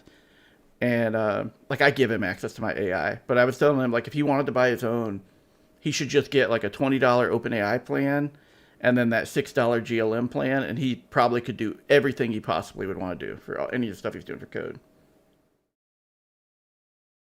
Igor, yeah, I appreciate that. I need to kind of like almost need to take like a week off of my day job and spend just kind of like getting a plan together on how we could actually do the evals.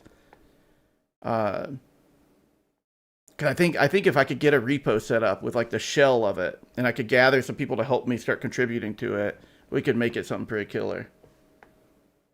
Yeah, so Droid is included. I should have called it Droid. I called it Factory CLI, and I'm sorry about that, but this is Droid. I can update that. In my head, I just have always thought of it as Factory, and then I called it their CLI tool. But it scores very well with Sonnet 4.5 Medium.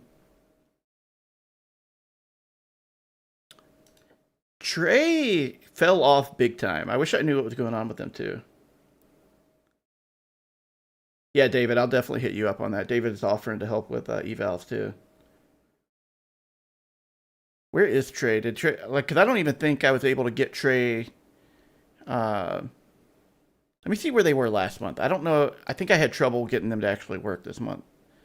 Let's see. Let's sort by agent so we can see. Yeah, I mean, this is awful, actually, to be honest.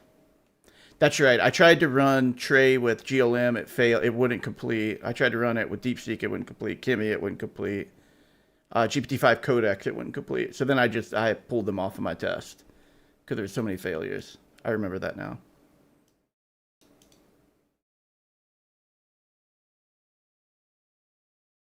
Yeah, Sharik, I think Droid is sweet looking. I just, the hype that's been going on with Droid is kind of confusing to me. Because I don't think it's that much better, honestly. Than, it's good. I mean, look at this. It's good. But people talk like it's the next coming of whatever.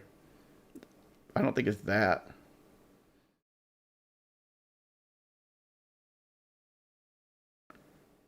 Yeah, I think the agent builder stuff will be interesting to see what people do. So the thing about OpenAI that's interesting to me, do you guys remember when they released, what was it called? Agent? Which is their like web, basically it was like an agent you could go send to do stuff in the web for you. I mean, I've only met a few people that actually get any value out of that. And then, what is that other tool that they've got? I'm blanking on the name, but they've got that other one where it's got like the web browser and you can sit and talk to it, but it's all remote. That one doesn't seem to be used by much. It's like Comet's kind of taking its place. So this agent builder thing, time will tell if it's good. What's up, AI Code King? How are you doing, man? I'm Jimmy. Use it because they give 20 million free tokens. Yeah, and that 20 million free tokens, again, no affiliation at all with them, that is a lot of tokens to actually get for free. So worth checking out. And it is solid. Like, you're going to get good performance from it.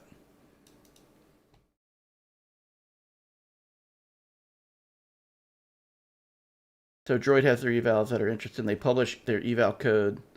They eval against real world Git repos where they have their agent try and fix issues that are already fixed and then compare. That's interesting. I need to check out what they're doing for evals. That could be, I'd be curious how complex they are. Yeah, so if you Google Hugo, if you Google, I always Google factory CLI. People call this Droid, but if you do this, it'll actually set it up for you. I do love their website too, to be honest. It's pretty sweet.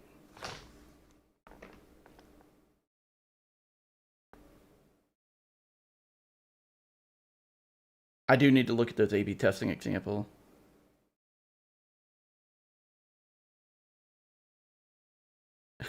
People are laughing about, hi, welcome to another video.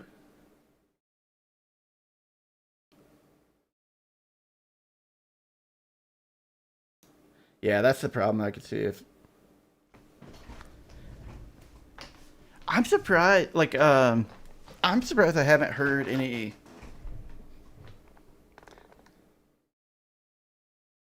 having access to like Gemini 3.0 Pro.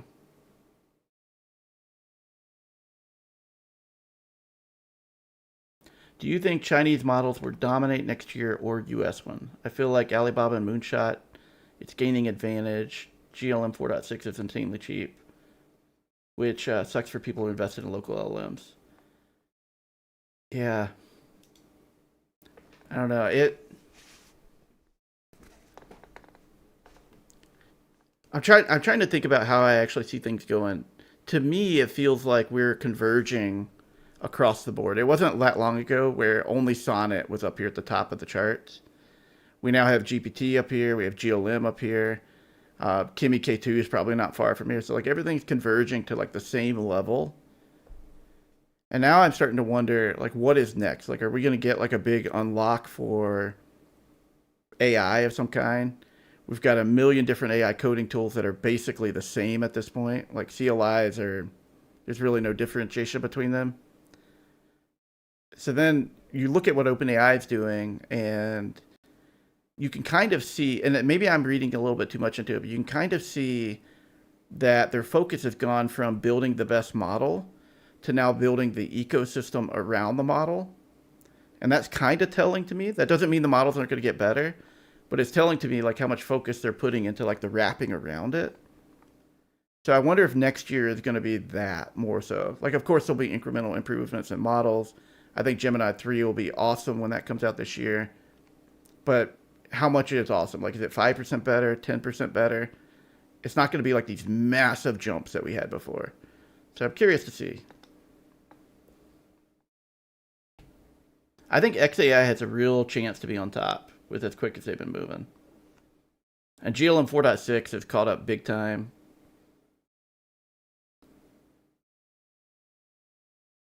To DMT says, hi guys, is it worth trying self-hosted models? Depends on what you mean by self-hosted. If you're doing it locally on your computer, I think it's awesome. If you can run like GLM 4.5 Air, like the Air model is phenomenal, even quantized down. Like it's great. The really, really small coder models are also pretty good, depending on how simple you're working. Hosting your own in the cloud is very expensive. I've done that a few times now, and it adds up so quick. It's cheaper just to pay for the API usage. Or ideally, it's cheaper just to pay for the subscriptions.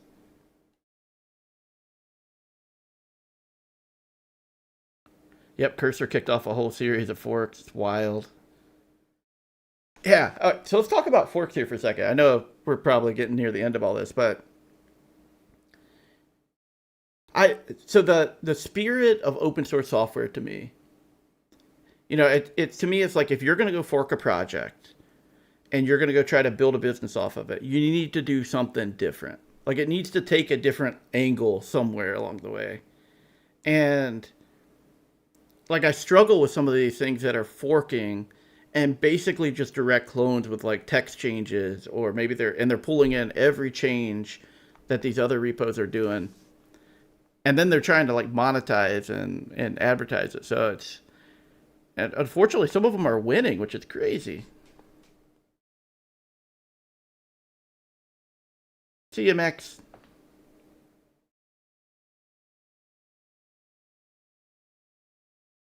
Kishav says, I think next year is definitely going to be slow. Yeah, I think it probably will be slower too. Yeah, Sharik, Kilo's confusing to me, honestly. I mean, they have a video that's got like 10 million views on it. Like they paid, we're doing the math on like how much they'd have to spend on ad revenue for that, or ad money for that. I don't know if it's right or not, but $250,000 to advertise that video. It's wild. Wild.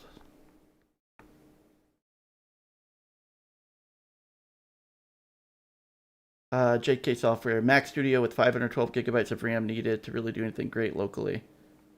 Yeah. I have the 100. I think you can do a lot with 96, to be honest. But I mean, if you can get more, I definitely think that's good. I can do a lot with 96.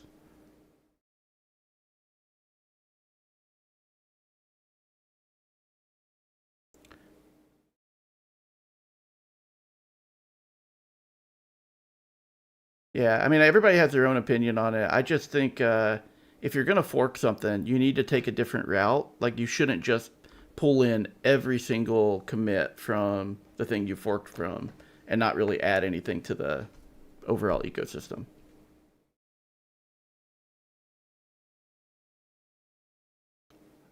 And there's some stuff that's happened kind of, yeah, it's really interesting. I don't want to get into too many details, but there's things that I think that are just odd.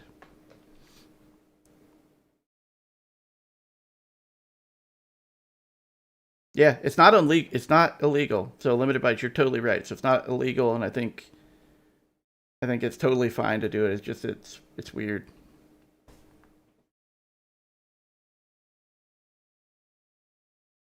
Yep. Do I think Augment Code has fallen off? Let me see, where did they land this month? This is about where they always are. They're pretty much in the same place, 24,000 some. Wait, am I in the right month? Yeah. Let's see where they are in September. So the CLI was 25,714. And then their extension was, wait a minute, wrong one.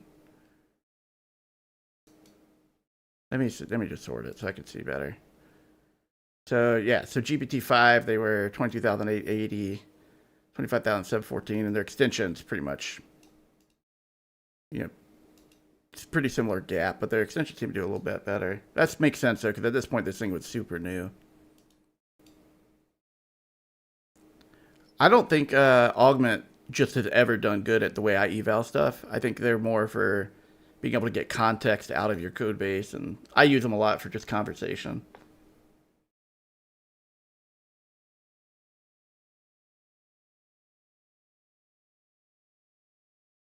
Yeah, Rue is super responsive. Client's pretty good too for me. Kilo is good. Kilo's team is responsive, but I don't know. It's you know, if I were to go in fork Kilo and just pump money into advertising for it and just take everything that like Kilo pulled in, I don't know. It just, I know, like I said, this is not illegal or anything. It just would feel wrong. Like I would feel like not a good person, not doing something different, and just kind of building off of that. And maybe I'm being too.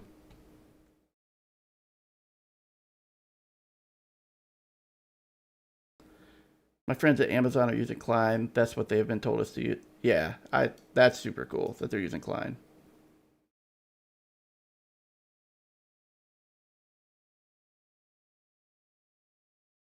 Hugo, I see this too. Like I was talking to an architect at a pretty big company middle of last week, and I was asking him about Sonnet 4.5 if he had a chance to use it or not yet.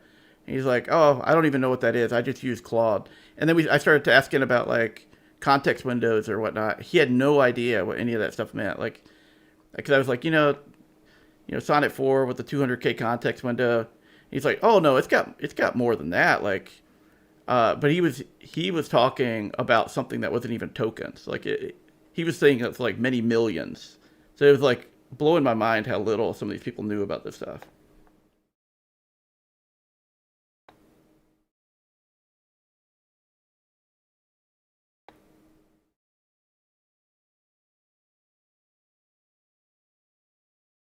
I've heard about Tracer actually. Someone else sent me that, David. That's pretty cool.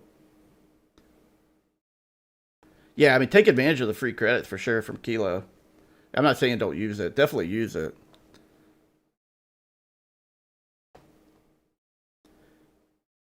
Just remember, though, at the end of the day, if someone's giving you something for free, there's typically something on the back end of that that's gonna, that at some point that has to change.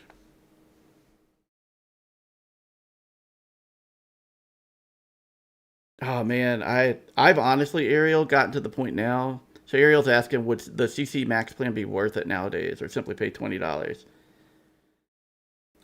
If I was personally like really trying to cut down how my spend is, I would probably not use Claude Code Max plan. I would just use the Codex plan, and then pick up like some of the GLM plans for the additional stuff I need. That's my personal take on it. I don't think you need Claude Code anymore. I'm not saying you still can get value out of it. So I'm not saying that, but it's just like for $100 or $200, I think you can do pretty much everything you need to do for a lot cheaper than that and be probably happier.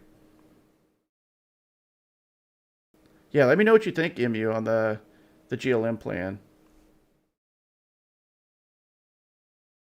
So AI Code King also says the Max plan is not worth it.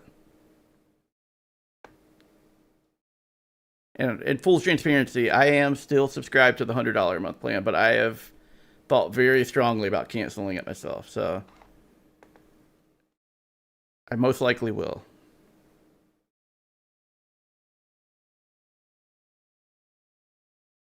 Yeah, CC was like amazing. It was such a good deal for a while there. Dang, you do the $200 plan on Warp, David? That's insane. That's awesome.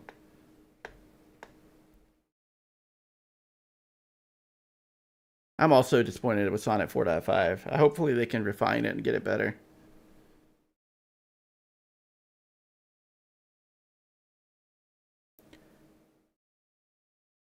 Yeah, the only thing that I would say with GLM that you have to be careful with is some of the providers really suck.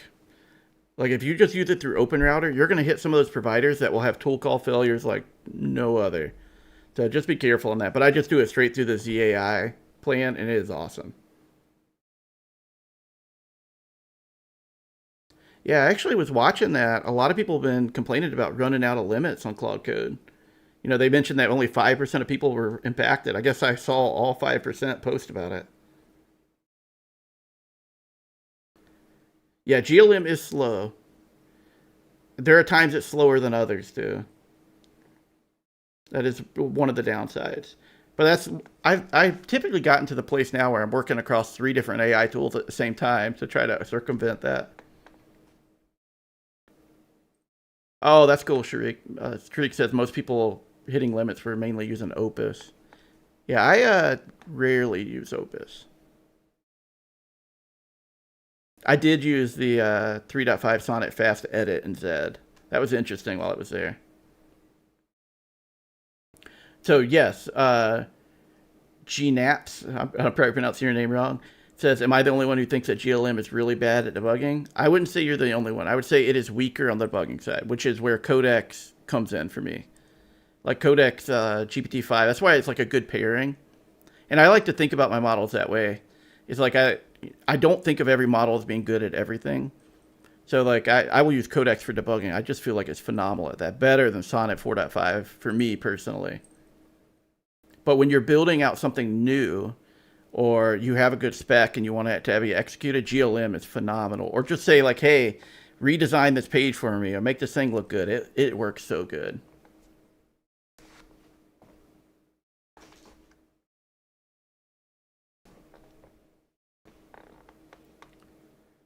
Yeah, the grass factor. I'm wondering about that. That's interesting that you run into issues in your environment. Yeah, Rant Market, 100% GLM and Codex for daily drivers right now. Since you're just joining, I'd say the biggest takeaway for me is that OpenAI is pretty much launching an app store. And they're going to have an app SDK where we can actually build apps to integrate directly in using MCP. And then they've got Agent Kit and Chat Kit. Both of those look kind of interesting. So I'll be curious to see how many of those pile in. And then the only model updates were GPT-5 Pro is in the API, Sora 2 in the API, and then there's a GPT Real-Time Mini, which is a lot cheaper. Everything else was pretty much standard stuff.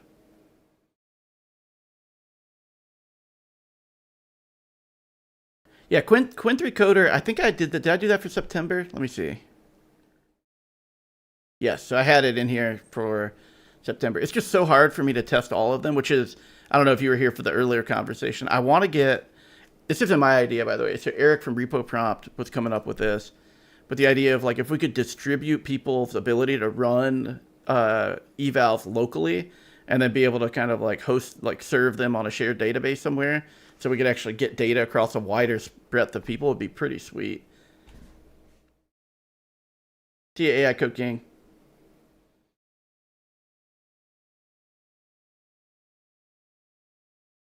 Yep, everything's purple. I'll show you something. Let's see if I can find it. This is with the cheetah model.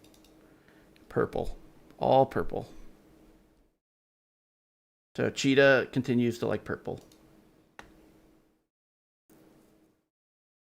I appreciate you saying that I look young for my age. Yeah, he's in college.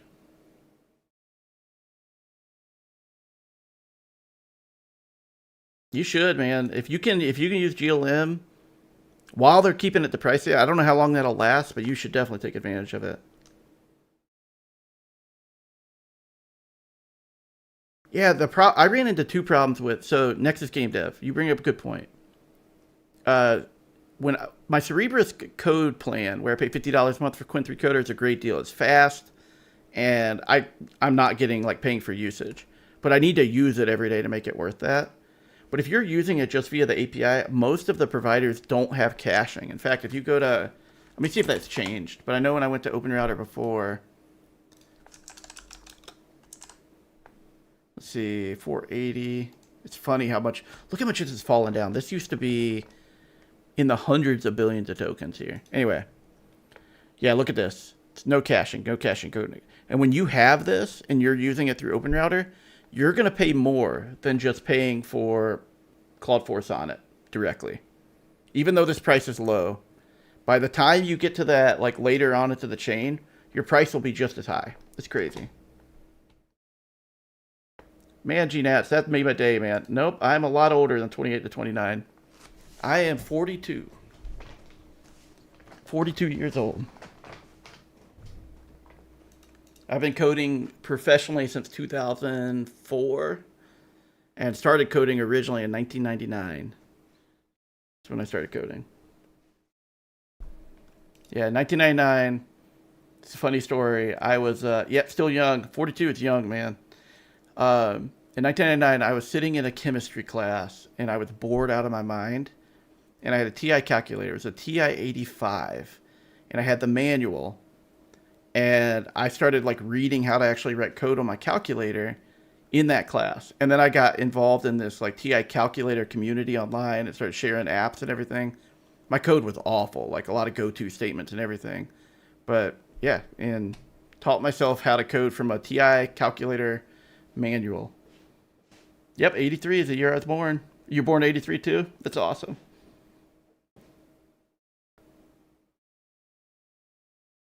Now, those of you that are coming, born in like 1999, you've got a pretty cool future ahead of you with all this AI stuff.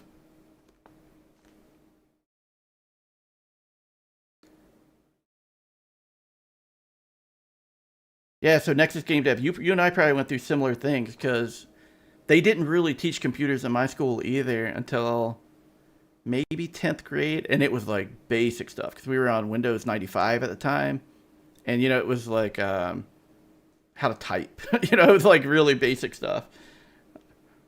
Oh, we're all pretty close to the same age. 82 for you. Oh, happy birthday, JK Software. My wife's birthday was actually the 2nd, so pretty close to yours. David's got us all here. So you've seen a lot more than us. Man, the 80s were a good time. There we go, a bunch of 83 people. Sharik's a little bit younger, 1990.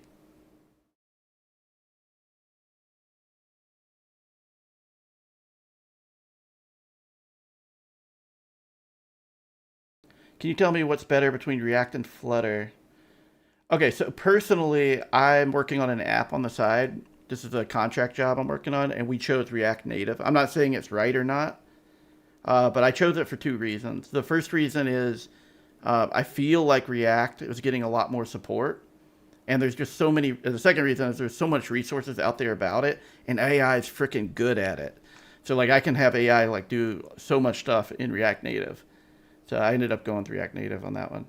Flutter I did use, but it's been years ago, so I'm not as familiar with, the state of its whole project now. But React Native is still good.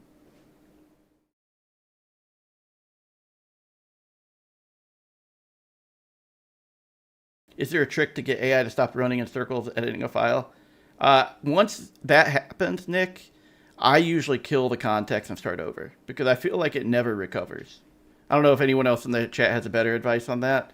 But once you start seeing the AI do something you're not, like that's driving you nuts, like kill the context, start a new chat, and kind of reset everything. Excessively salty, born in 81. Yeah, pretty much same age as me. Yeah, 80s and 90s were awesome.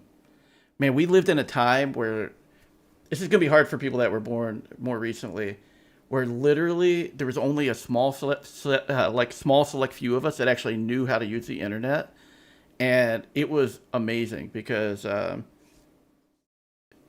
is going to sound terrible, but now people are just using ChatGPT to write essays and stuff like that. But back in our days, what would happen is there was whole communities built around people sharing like essays and research that they had done online. Teachers and principals and schools had no idea those things existed because they were just so disconnected from what was online. Basecamp Bernie. I missed the COBOL phase, but I did actually, it's not exactly, but my first job was working a little bit with Delphi. And I stayed there for a little bit before I got into the game industry.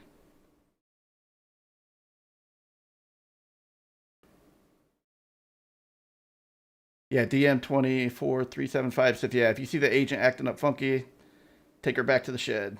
Yep, make a new chat.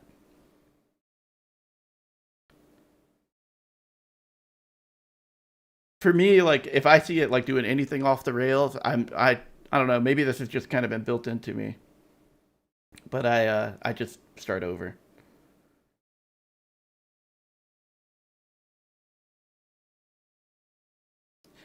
Codex high ran into circles on an easy task editing a button to color. Dude, yeah, that would drive me nuts. I haven't had that happen yet, but it's so slow. That would be ridiculous. Yep, excessively salty. I actually help my teachers a lot, like learn how to do stuff on the internet.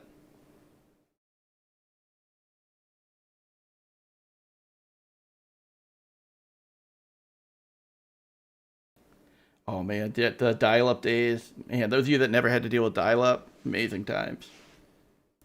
You couldn't even be on the phone at the same time as dial-up going, so someone would call you and they disconnect you from the internet. Ariel Gasper getting us back on track. Thoughts on Sora 2? Okay, so I mentioned this before. I think it's super cool tech. I personally am just not that excited about, you know, the idea of having these, like the Sora, I don't even know what it's called, social media app, where people are just generating random apps or random videos. I just don't have a lot of time to care about that stuff. There's just too much other stuff to do. But I do think it's really cool. And I think it's cool tech. And I think it's freaking expensive when you look at the API cost down here. Especially if you want to use like the higher resolution one. So if you do Sora 2, so 10 seconds video, if you did a full minute here, you know, that's not that bad. But here, that starts getting pretty expensive.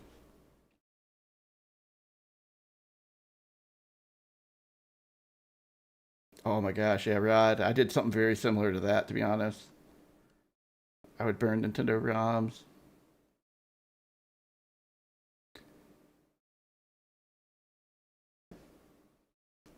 Okay, so I gotta jump here to a call in a few minutes, but let me see. Someone said check Theo's post. Let me see if I can find him on here.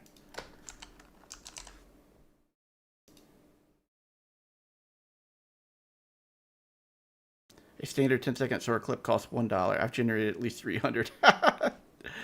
That's so funny. That's very true. That's so true. All right, everyone. It's been fun hanging out. I'm going to try to get a video out on Cheetah probably tomorrow morning. See how that goes. Pretty excited about that one. Otherwise, if you're not in Discord, join Discord. Links are in all my videos if you happen to see them online. Take care, everyone.